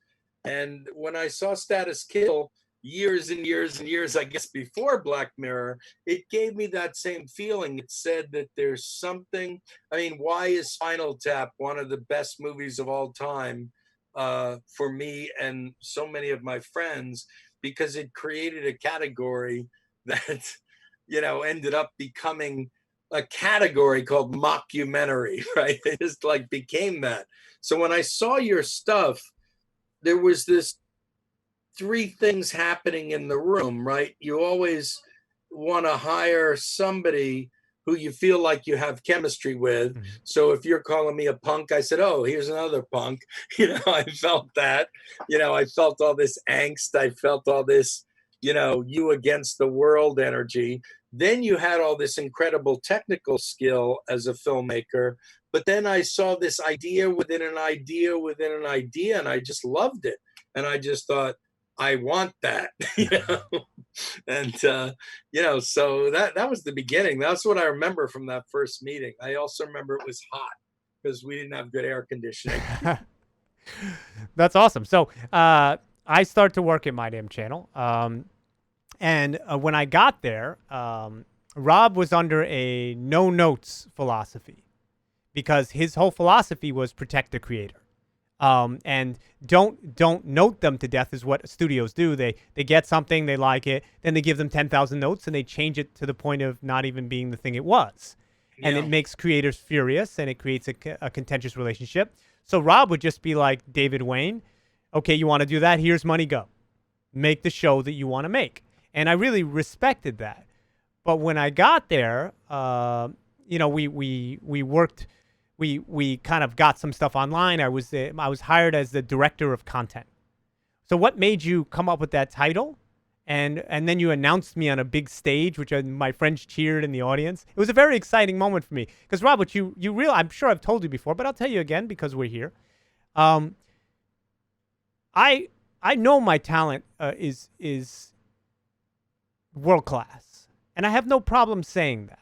Not to toot my own horn, but because at some point you have to recognize where you are in comparison to others. And if you don't, well, then you shouldn't be doing the thing you're doing with your life. Because if you're going to make that hard of a choice, you better be good at what you do. But no one, or not many, we'll say, outside of people who I knew, but in the professional sense, had really, and besides putting me on panels and give me an award, whatever, but really given me a real opportunity, except for you. And you said, I want that. That's special. And I was like, in my brain, it's like, thank you, but also, fucking, come on, it's about fucking time. Like, seriously, somebody give me a fucking break. Because I've taken over the internet. I'm one of the first vloggers. I have a feature film in 2003, and I'm beloved. So what my brain kept saying, what's the fucking problem? So I really appreciate not only what you did for Matt and Troy, but what you did for me and I know you did it for your own reasons as well, but for giving me the chance to show what I could do given time. So what was that like for you on your side, if you don't mind me asking? Well, thanks. Look, I really do believe, I've always believed that teamwork is a spiritual thing. It is a spiritual thing. And I'm going to get heavy here for a second, but we're all living in this crazy time. I was raised by a mom who was very, very sick. My mom had mental problems her whole life, but she gave me this one great thing. She just said, and it's not going to be a shock to a lot of people. The great momism for me was don't lie. Just don't ever lie. Don't lie, and so when I build teams, that's thing one. Thing one is I want people to work as hard as I'm willing to work to make something great. And I knew that with you, and honestly, with all the people I hire, I don't want people phoning it in. I want people who are going to work really hard. I want to work with people that I can trust, and trust is a very important thing. And once trust is broken for me, it's broken, and then I'm done and I move on. So, whether it was believing in Grace Helbig, who was one of the hardest working people I've ever hired. Oh, yeah. I knew that, if I worked, I forget if it was, I think maybe it was 6 years, of working with her every single day, just building and building and helping her in every way possible to build what became one of the most successful careers ever. Billion views. Yeah. But then we did the live show. We didn't talk about My Damn Channel Live. We put up a live show at My Damn Channel. I think it was 2011. People thought I was crazy. They're like, why would you do something live on the internet? Like, that doesn't make any sense. It's there anytime. Why can't, people laughed at us. Now what you did was the early version of Twitch, really, like what you're on right now. My wife is an architect, and she came and built this little studio in our office, and we spent hardly any money. And every single day at 4:00, we were live on every single social media platform with a little. How much was the TriCaster? Did I spend $5,000 on that? I don't know. It was more than 5,000, but it was not television quality. And we hired great people there, Melissa Schneider, and we. So I don't know, man. I've always wanted to hire people who are willing to work as hard as I'm willing to work, who are willing to be truthful and trusting each other and bust their ass. And so, it's kind of a miracle to say that we ran that company for 10 years. Oh yeah. You know? My God. Most of those The companies last a year, 2 years. And that's Yeah, it. They we were disappear. 10 years. The first 7 or 8 were some of the best of my life. The last couple were hard because just like Funny or Die and College Humor, My Damn Channel never sold for that big bucket of cash at the end. Well, We you either never, it's like it's like the conglomeration of online media. You yeah. either blow up to the point where you get bought or you disappear. Well, the way I look back on it now is that, we started doing original online series Hmm. about 5 or 6 years before House of Cards and Orange is the New Black Right. came on to Netflix. And so I was at this small event in Beverly Hills not long after Ted Sarandos launched those shows at Netflix. And I went up to him after the panel and I said, "Can I just say hi to you for a second?" He said, "Yeah, of course." I said, "I'm Rob Barnett. I run this stupid thing called My Damn Channel." He said, "Yeah, I know." And I said, "Are you trying to be polite?" He said, "No, I know who you are. I know what you've done. Of course, you guys are amazing." And I said, "That means everything to Right. me, Right. everything, more than $10 million." But I said, the fact that you just did House of Cards and Orange is the New Black means that now everyone's going to get it. Now Right. this category is really going to take off. And then I went to the men's room. I was all excited. I had to pee. So I go into the men's room and there's Brian Grazer, one of the most powerful people in all of Hollywood. And he's at the urinal. And I'm like, this is great. I'm meeting all the kings of show business. But that week, he had hired Melissa Schneider away from us. Hmm. She was the producer of My Damn Channel Live. Ron Howard and Brian Grazer hired her for their new digital studio. So I said, he's at the urinal. I go, "Hey, Brian." And he doesn't know me. I'm some kind of freakish stalker in a men's room. And he turns around and he goes, "Yes." I said, "I'm Rob Barnett from My Damn Channel. I just want to say hi." He goes, "Oh, I'm really sorry about, we hired your person." I go, "No, you don't get to be sorry. You're Brian Grazer." And, and that's the And it's a greatest compliment. It's a compliment. Yeah, the absolutely. greatest compliment you could pay our Right. company. And Melissa's fantastic and she's going to be great. And I said, what I said to him, he's just, had such an incredibly successful career, but now we're washing our hands like two human beings at the sink. I said, "Listen, I feel like I'm one of hundreds of people that have been stuck in the first inning of the world's longest baseball game. Hmm. But now that guys like you are getting into it and Netflix, it feels like maybe we're getting to the second inning." And he looked at me and he just said 2 words. He goes, "It's now." Wow. And it meant a lot. It meant a Well, I lot. mean, it really shows. It shows, Rob, that the work, and I want to talk a little more about that in a second. The work that you and I and many like us, so it's not just us, but the work we did and continuously do via either helping others or ourselves doing it matter, and other people built on that work. And if it's all the stream of creation, right, that we have definitely contributed to some part of the momentum of that stream. It's unfucking deniable, and I'm very, very proud of that at different stages.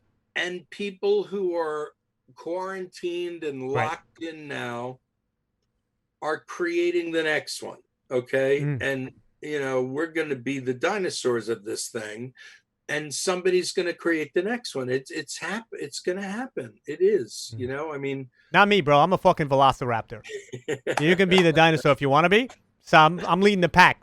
Like right. I'm still fuck. Listen, I'm in the first inning. I feel like I'm in the. Rob said something very kind to me the other day, and you're not a dinosaur either. You're just saying that to be self-effacing.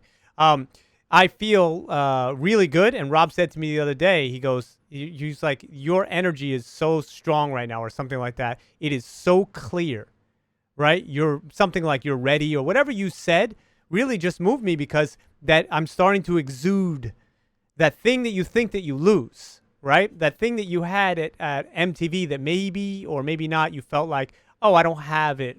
And then maybe you had it again when you were at for Alex Gibney's company, or then maybe you had it again when you were at CBS Radio, and then you feel like you lose it again. and then you do, that startup, and then it's like you don't know where that energy is going to go, and there's these lulls that happen for all of us, and then there's this resurgence, and it's a lot of times the resurgence is much greater than the lull, the time before the lull, because you've had that moment of lull to reset, and you're wiser. You may not be younger, but you're stronger in a lot of ways. You got to refine. Your ideas. Absolutely. I mean, and everybody peaks at a different point, and it's not even about peaking in the career sort of financial sense. It's about, because who cares? At the end of the day, we all fucking die, and there's no money. It doesn't matter. It doesn't matter. But you definitely, with what you have to say, that just has to line up with the universe. So at going back to My Damn Channel, that lined up for us for a while, and I felt like we got to make some really great stuff. I'll tell one quick story. So really quick, I'll go through some of it, and I'd love to hear your take on it, and then we'll tell the story. So while I was there, I was very thankful that Rob and the creators, because I approached them as a creator. I treated them, every single one of them, as I would want to be created. And, even to my own detriment, or maybe the company's, I don't know. But the point is that I wanted them to know that I'm not the executive guy that they've had the bad experience with in the past. And so I started to give them my thoughts on how their products could be better. But with every single little nuance saying, throw it away if it sucks. Feel no obligation to follow this. This is not a boss telling you, because Rob put me in charge of a lot of filmmakers. And what a joy, and thank you, because I really cherish that time with being able to give them the small bits of my talent to add to their tremendous talent. I really, like, even Grace or McMahon guy, who I'm still friends with, and all these guys that didn't have an opportunity that you did for me. I started to be able to not only work with movie stars, because that's another thing you didn't realize. You had been around those people for years. I hadn't, right? Even though I got my master's from USC, and it's the best school in the country, and you're going to be, here's $1 million check when you get out. That's all bullshit. But so it was just about my feeling that my talent was good. And for me to have people like Josh Gad, and there were others at that time, really say, we want your thoughts. We validate you inside that all content is the same.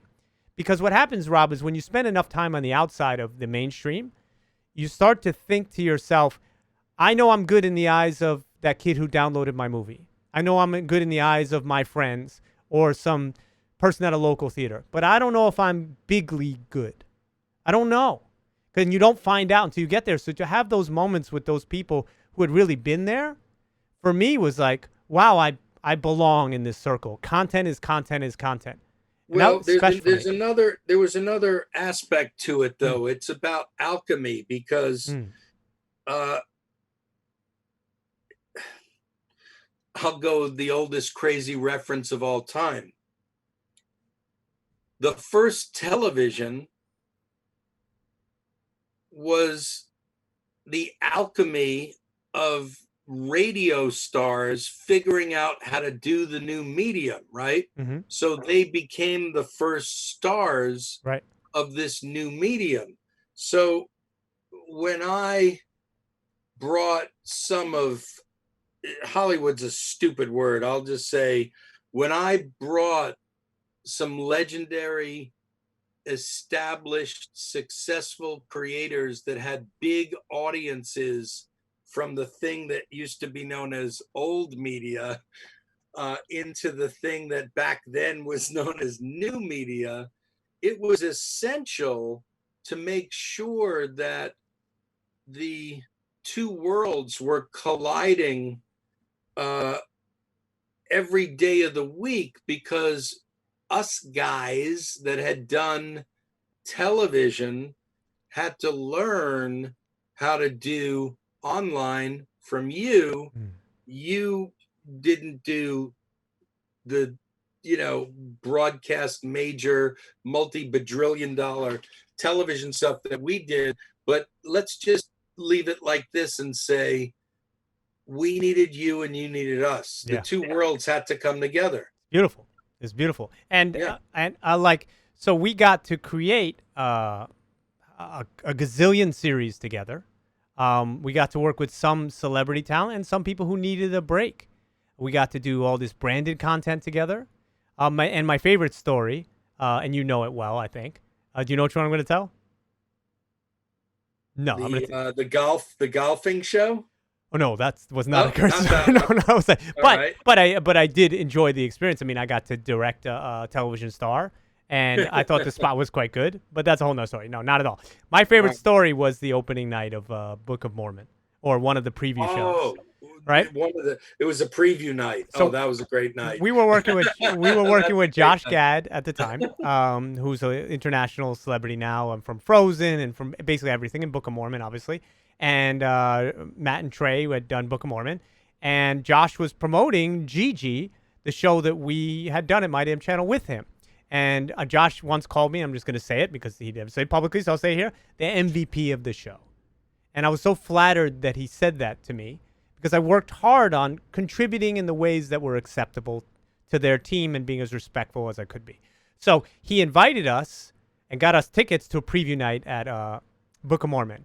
And we went, and outside was like Angelica Houston and like Mike Nichols, right? And like the director who did The Graduate. And then you go inside, right? And it's crazy. It's like Jon Stewart is sitting right next to us. Rob sees Louis C.K. before the scandal, right? And they hug each other, right? And like every aisle is lined with like all of Hollywood to see this thing. And I'd never experienced anything like this. Anyway, we watched the show. It's brilliant. It's like you knew that moment that this man was going to be a way bigger star and this thing was going to win everything. Because it was like the funniest thing you'd ever seen. So it ends, right? And we're going to see Josh after because we're going to talk to Josh, and I think we're with Dan Pasternak, right? About Gigi and maybe bringing Gigi to television. To television, right? Which would have been an entryway for me to be an EP on television, but shit happens, right? And Josh, we're going to meet him to go to a bar, talk to him after, says, but we're invited backstage. So it's so great that now Jon Stewart wants to go backstage with us. So Jon Stewart has like this energy of like a 20-year-old kid. He's running through the aisles. We're chasing Jon Stewart around. He goes to the orchestra beneath the pit, and he's like, you guys. And he has such great energy, right? And now I'm not just going backstage, but I'm going backstage with Jon Stewart, right? So everybody else is getting kicked out, whatever, and we're going backstage, and there's all the stars and this and that. So then we leave, we get Josh with Jon Stewart, and we go next door to the bar they all go to. In the back of the bar is Matt and Trey, right? And then the guy who plays this part and that part, and everybody you can think of. Doug was there, Doug Herzog. I didn't know that. Probably running Comedy Central. Amazing. Yeah. So we have to talk to Josh. So then we get in this glass elevator to go upstairs with Josh. No, wait. I got to stop you and just fix this part a little. So we signed Josh. I had known Matt and Trey. So when I heard that they were doing a Broadway show for the first time ever, and I heard that they had cast this man in the lead, that's when I thought, well, if we do an online original My Damn Channel series with him, and we somehow hurry up and time it so that we can premiere our episode the same night this show opens on Broadway, we'd have a chance to get a lot of press. But in all the months leading up to it, as I started to get to know Josh and we would go to dinners and meetings and talk, he started telling me little secrets that I wasn't allowed to tell anyone about what was going to be in this play.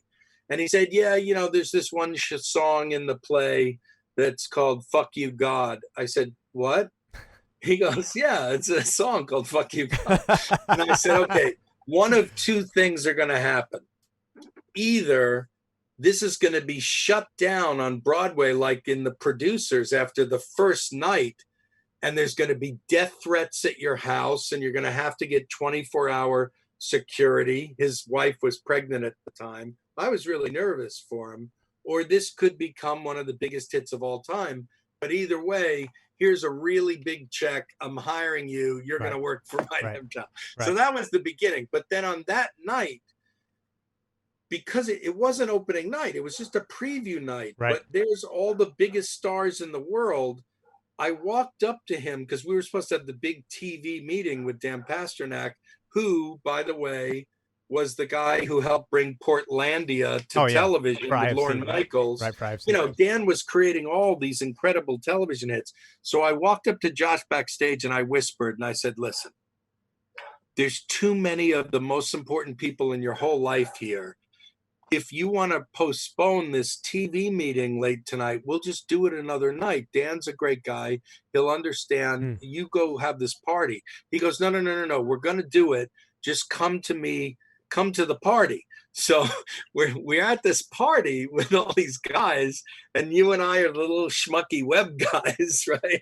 And we're seeing all this stuff, and Josh makes the rounds, shakes everybody's hand. He's only in the party for like 15 seconds. Yeah. And then he comes over to the three of us, you, me, and Dan. He goes, all right, let's go. And I go, you can't leave. He goes, no, it's fine. Let's go. And we get in an elevator. Remember this part? Yes, my favorite part. It's the best. My dog's going crazy. Hold on. Hey, Max, come here. What are you doing? Max, come here. He's going, my dog's going nuts. So we get in this glass enclosed elevator. And the elevator's going up. It's you, me, Dan, and Josh, right? The star of the show. And down underneath the elevator, Jon Stewart is waving at us like, goodbye. Like, where you going? Like where you going? Right. And we're all waving. We're all waving down at Jon Stewart. It was crazy. He's like, going, goodbye. It was like in the Wizard of Oz. And then we get upstairs, right, to sit down to talk. And then here comes Zachary Quinto, who's playing Mr. Quinto, who's playing Mr. Spock, sits on Josh's lap. And it was so fucking surreal because the play was so good. It was so good. We were extremely proud of Gigi, the show we made with him. I was so proud. It's so... I worked on the first season of it. It's so good. Well, again, it's original. He showed me the pilot. Yes. And I saw the first maybe 30 seconds. It wasn't a pilot. He made like a pitch tape for me. Right. And he's this character in a bathtub listening to a Walkman, an old cassette Walkman, and he's trying to learn English, and he's speaking this language. I can't even begin to do it. But the minute I saw this character, I felt like I was seeing aspects of a Buster Keaton movie, or something really primal, comedy, hysterical, brilliant, slapstick. I mean, you just looked at that guy and said star power. So you have obviously, and I take it as a huge compliment that you got me into your fold, because I feel that your eye for talent is so extreme, and not everybody bats 1,000, but you bat, I'd say, at least 900. You pick a lot of winners. No, I picked a lot of shit. Yeah, but of that, like a lot of people just pick that, right? Of that, you have, Gigi, you have, Daily Grace, you have You Suck at Photoshop, and a lot of other, and Waney Days, and a lot of other winners while you were there. Plus, you got branded deals. I think we were dealing deals with Subway. And I just learned so much just watching you operate. I learned how to write better emails because you would just say less words. We'd sit there and look at an email for 20 minutes and figure out how to make it a stronger communication. I learned that from an old boss of mine named Pete. We'd be doing documentaries with Bruce Springsteen or some of my greatest heroes. And, if we'd have to write his manager an email, and this is ridiculous to say this out loud, it's embarrassing, but sometimes we'd sit there for 45 minutes and go, no, say it this way. He won't like it. The other thing I learned that I didn't know before you was do your homework. In other words, every time we had a meeting with any creator, anybody, we would spend at least 15 minutes, if not 45 minutes, preparing like a war room for that meeting. So that when I did future calls, because I've done big calls with, heads of development for this, heads of development for that many times in my career, and I do my homework, and it's a sign of respect to them that you know something about them. Like when they're speaking to me, it's like, oh, I was watching an interview where you said this. I thought that was hilarious. It just shows that you know what they do. And I've had people who have meetings with me, because while I was at My Damn Channel, just to be clear, my job title was Director of Content. So my job was not only to help produce all these shows. How many shows did we do? I don't remember. A lot. We did close to 30 original series together. Lot, right? And we got to spend a lot of YouTube's money because they had the big content initiative that we won. And thanks to Melissa and her team, between what I produced and what they produced, we made a shitload of stuff. So a lot of people would pitch me constantly. So I got to hear the other side of it. And I always appreciated when somebody knew something about me. You know, when somebody did like 2 seconds of homework. But I learned how important it was to know who you're pitching. So, Rob, what's it for people who are listening to this, who want to get into creating stuff? And I know it's sometimes next to impossible and maddening, and the system it's got some problems, and everybody knows this. What's your advice for somebody who wants to pitch or wants to sort of get their really good material that they've crafted, not just somebody who's just starting out? What would you tell that person? Well, I think it took a lot of years, over the 10 years of that company, you started to see patterns in what was going on when creators came in, regardless of how much experience they had. I really boiled down intention as an important thing to try to understand. And I felt that there were any combination of 3 different intentions going on with every creator. And then I started to realize that those intentions went in a specific order. Thing 1, I'll do Dr. Seuss, thing 1, thing 2. Thing 1 was the craft, the art, the work itself. Is this work as great as it can be? Thing 1. Thing 2, is this work great enough to have established some kind of loyal following? Notice I didn't say enormous big following, but I did say loyal. And then thing 3, which seems to unfortunately be the intention of a lot of creators, is people think, well, I don't want to dig a fucking ditch. I want to be a creator. So I want to get paid. I got to be rich. I want a lot of money for my stuff. And I always thought after the first 5 or 6 years that I was starting to understand the pattern, which is, well, maybe if you just stayed more focused on thing 1 as long as possible, then the stuff gets so undeniably good that it doesn't just have to be some executive's opinion about whether it's good or not.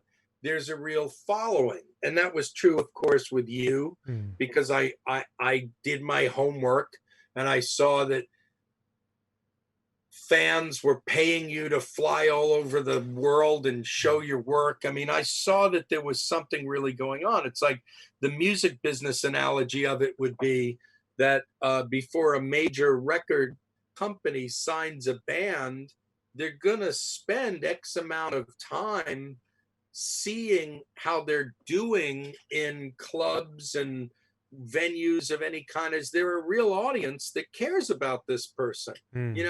Are they connecting with an audience? So thing 1, the craft's got to be great. Thing 2, it's got to prove that there's people that are really passionate about it. If those 2 things happen, then eventually there comes the part where somebody wants to throw some dollars at it, but it doesn't happen in reverse order.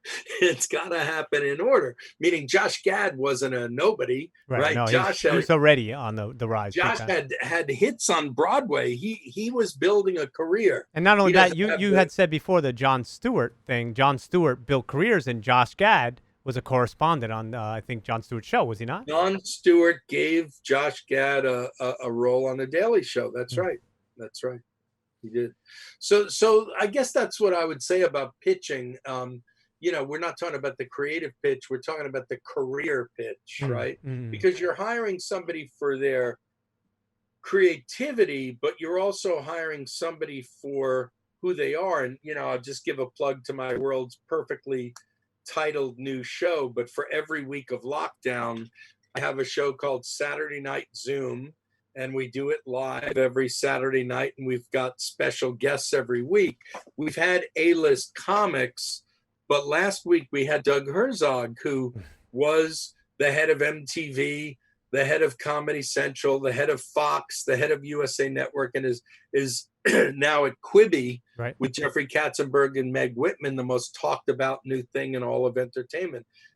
Doug was asked about how to do a creative pitch successfully and how to fall on your face. So, I'll share the link to it, but it was a great, it was much better than anything I could say, because Doug's the guy who picked South Park, picked The Daily Show, hired Jon Stewart, hired Stephen Colbert.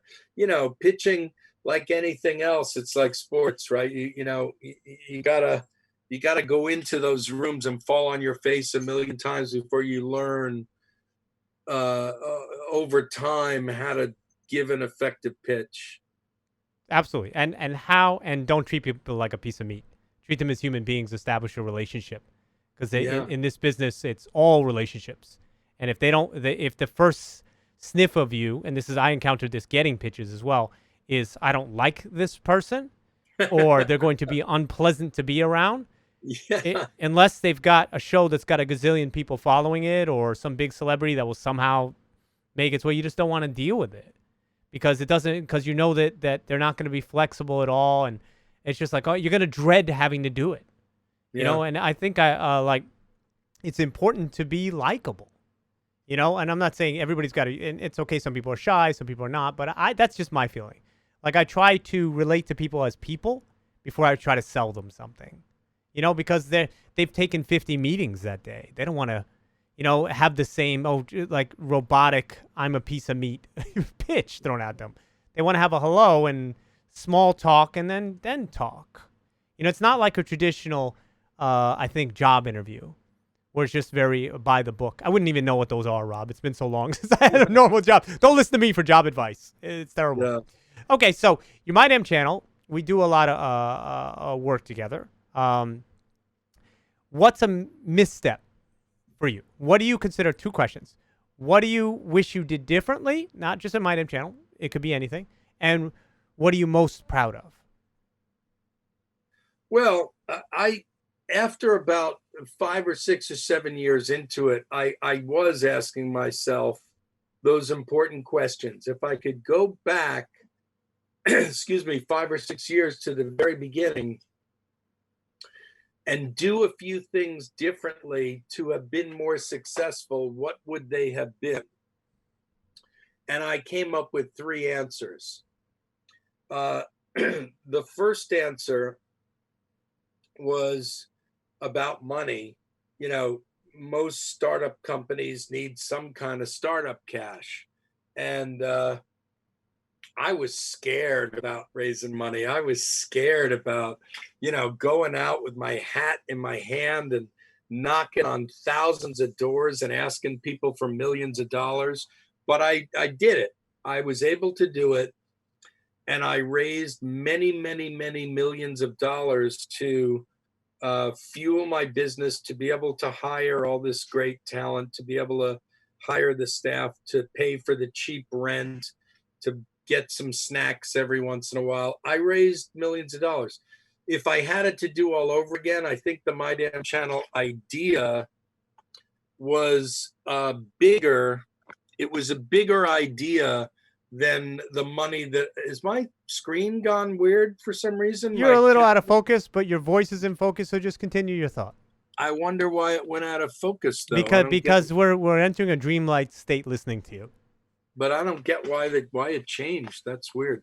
Anyway, I would have raised more money. Had I had the ability to do it, I would have raised more money than I did. The second thing is that I thought that I could do this all on my own. Well, actually, I'll take it back. I went back to Jon Stewart at the beginning of the idea for My Damn Channel, and I tried to see if I could do it for him instead of it being my Damn Channel. I thought, why not make it Jon Stewart's My Damn Channel, and I'll just be the piss boy that runs it for him, because he's Jon Stewart. That'll go a lot further. But his manager, his agent, who since became a great friend of mine, said to me, what do you mean? It's like the internet? What? You want to do get out of here. Like it was, they were big time television. And so the idea of it being some kind of internet business was pretty stupid to the guy that was representing somebody making big money on television. But that piece was important. And I thought, you remember this famous story, and then we should probably shut up and end this conversation. But remember when Ben Stiller came and borrowed our edit room once? I do. I met him downstairs. I said, hello, Ben. How are you? He's very nice. How are you, Ben? Oh, yeah. So, maybe if it was Jon Stewart or Ben Stiller, somebody like that, I was always kind of up against the fact that Funny or Die had this mythical idea. A daddy, right? Yeah. No, that Will Ferrell was maybe sitting there in gym shorts, flip-flops, and a laptop making this whole website happen. Of course, that wasn't really how it was, but they had the aura of that. Right. It took them so far. So I was just trying to do it as me, Rob, Guy. I had to do all over again. I should have gotten Jon Stewart or somebody to say yes. And then the third thing, which everyone knows from the early days of the internet, we all thought that if we were getting millions and millions and millions of views a day, more than any show on television, we could get our little fair share of ad revenue. But back then, none of us were really thinking, wait, what if the fans loved us that much? We asked them all to subscribe for like $1. No one was thinking that back then. That was not an idea in our early pioneering days of the web. So to answer your question, boy, I wish I had thought of that sooner, because the fans did love us enough to have paid us, I don't know, $5 a year or something like that. That would have been easier than ad dollars. You could have been My Damn Channel Max or some name. Right. You could, because that's kind of the thing that a lot of creators have run into. Look, it's great that you did all that stuff. It's great that I've done all that stuff because it leads to a future of more stuff or in your business, which we'll talk about in a second. But I feel like you have to have and sometimes we don't have the foresight because it hasn't happened yet, and it's nobody's fault. That's right. A model, a business model to sustain. Because what happens is the ones who won that part of the fight, right, are the business models that just worked. Netflix, Amazon, right, they won. Or YouTube by getting bought, right, or having such a base of viewership. It didn't matter that YouTube had stars. It didn't matter at all. It just as a metric that it had access to people, that the crowds became the thing of control. All right, so selfish question for you, and then I want to hear what you're doing now. What do you say about me when I'm not around? Well, you told me, you said I'm always talking about you. I'd love to hear it because, God forbid something happened tomorrow, and in this crazy environmental world that we live in, I can get it on camera. You actually saying these wonderful things that you are so kind to me to say. I'm so appreciative of you, Rob. I'll say it to you here. You taught me a lot about the reality of show business. I had a lot of misconceptions. I thought that just create, be undeniable was the only equation. It's not. There's a lot of nuance and business savvy and communication and press and focus and relationships that my early days I didn't understand, and I probably ruffled feathers here and there. And for those that were ruffled, if you were, I'm sorry. Not many, but I think that being headstrong is good, but also being conscious of all the parties involved is very important too, and that everything is relationships, and a lot of it is access. And I wish my misstep to this point, is maybe having worked on more access and sacrificed a little bit of the craft, because I've been so insane on the craft for 25 to 30 years. I'm a machine when it comes to it. I love it. And I plan on doing it at a high level. But I wish I had, and you can't go back. You can't teach yourself in the past. I wish I had more focus on the networking side and took it a little bit away from the craft, if that makes sense. So anyway, I'd love for any thoughts or any feedback on me as a selfish enough question as that is. It is a selfish question. Thank you. Well, I've got your time, and Well, I well, I look, love to hear it. no,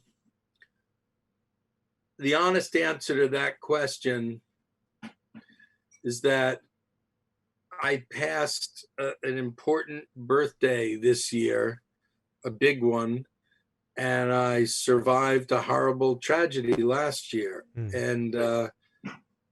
And I think that for you, for me, and for all the creative people that we've worked with and we've looked up to, maybe the single most inspired artist I've ever known is Bob Dylan. Mm. And Bob Dylan has one thing that's crystal clear to me. He is interested in using that First Amendment to do what he believes is the best that he can possibly do at any given moment. And even though the so-called never-ending tour has paused because I think he's about to, let's see, I just turned 60, so he just turned 79. We're born on the same, I'm born on his day.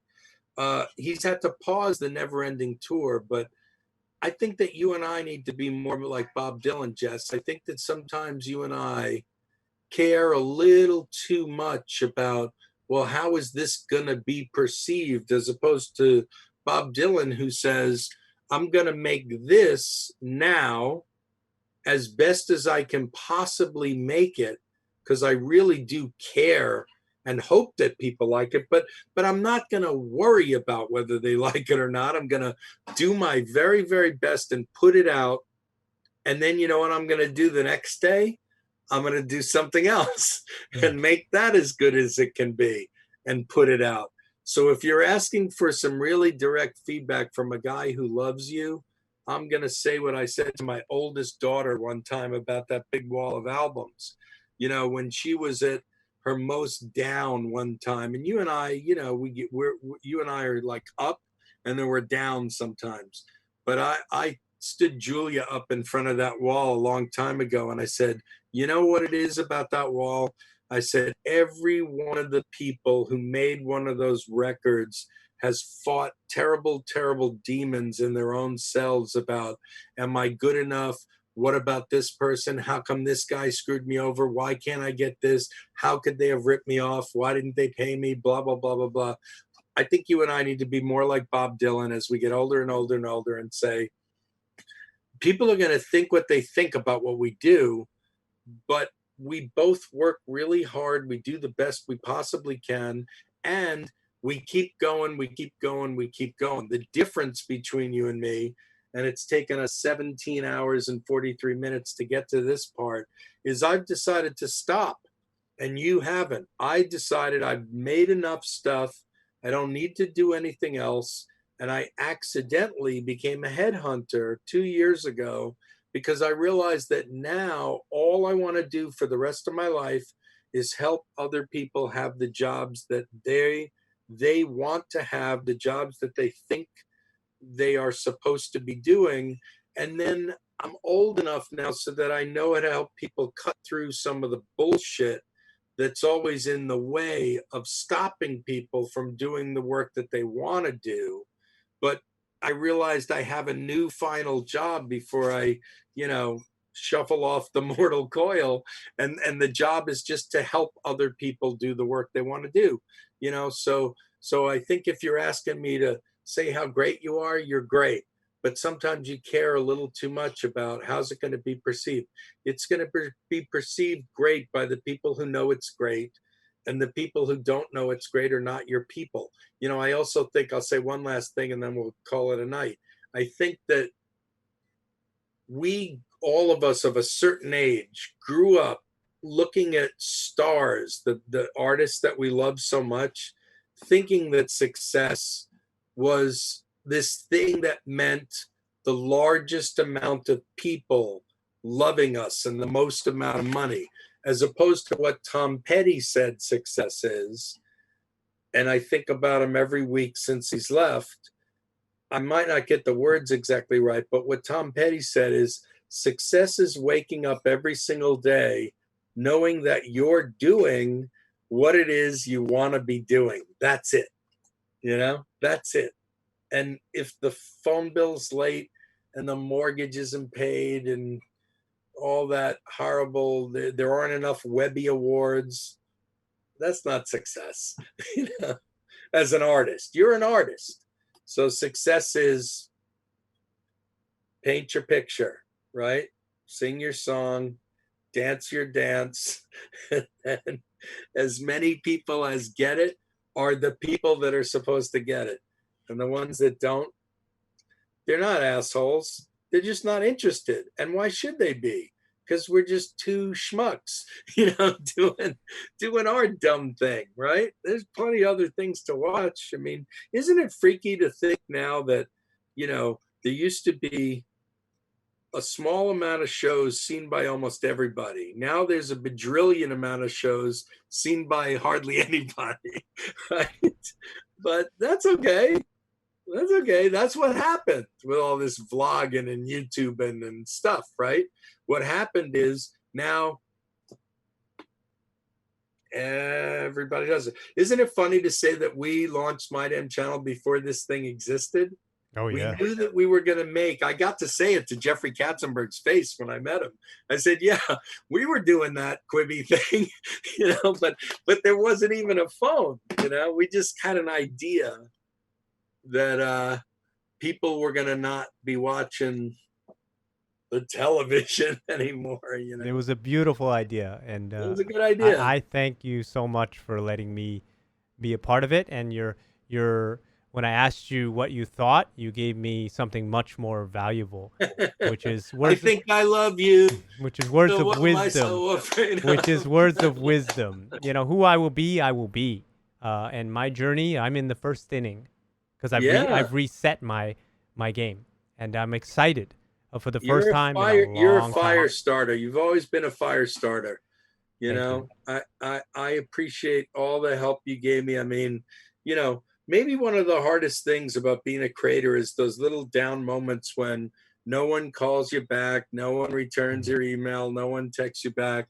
You're my friend. We always do that. We're always there for each other, the highs and the lows and, the ups and the downs. I appreciate you so much. Thank you, Rob. And we will include a link to Rob. It's Rob Barnett Media, where he's doing his current job, which is getting other people jobs and getting people closer to what they want, especially in the media landscape, of which he knows everybody. You laugh about it, but it's true. I'm like, you're not gonna believe every week these superstars. I got to talk to Doug Herzog. Rob gave me the last question. I'm like, this is amazing. He's like it's amazing what you can do. I appreciate you, Rob. If anybody has any questions in the chat room, please leave them. We'll stay just for a minute or two more. We've taken up a lot of Rob's time tonight. Rob, you're amazing. Thank you for sharing your story. Thank you for sharing part of your life with me. It's part of your creativity, part of your inspiration. And I hope that whatever you do makes you and everybody around you more happy. I do. Thank you so much. See you soon. In real life, I hope.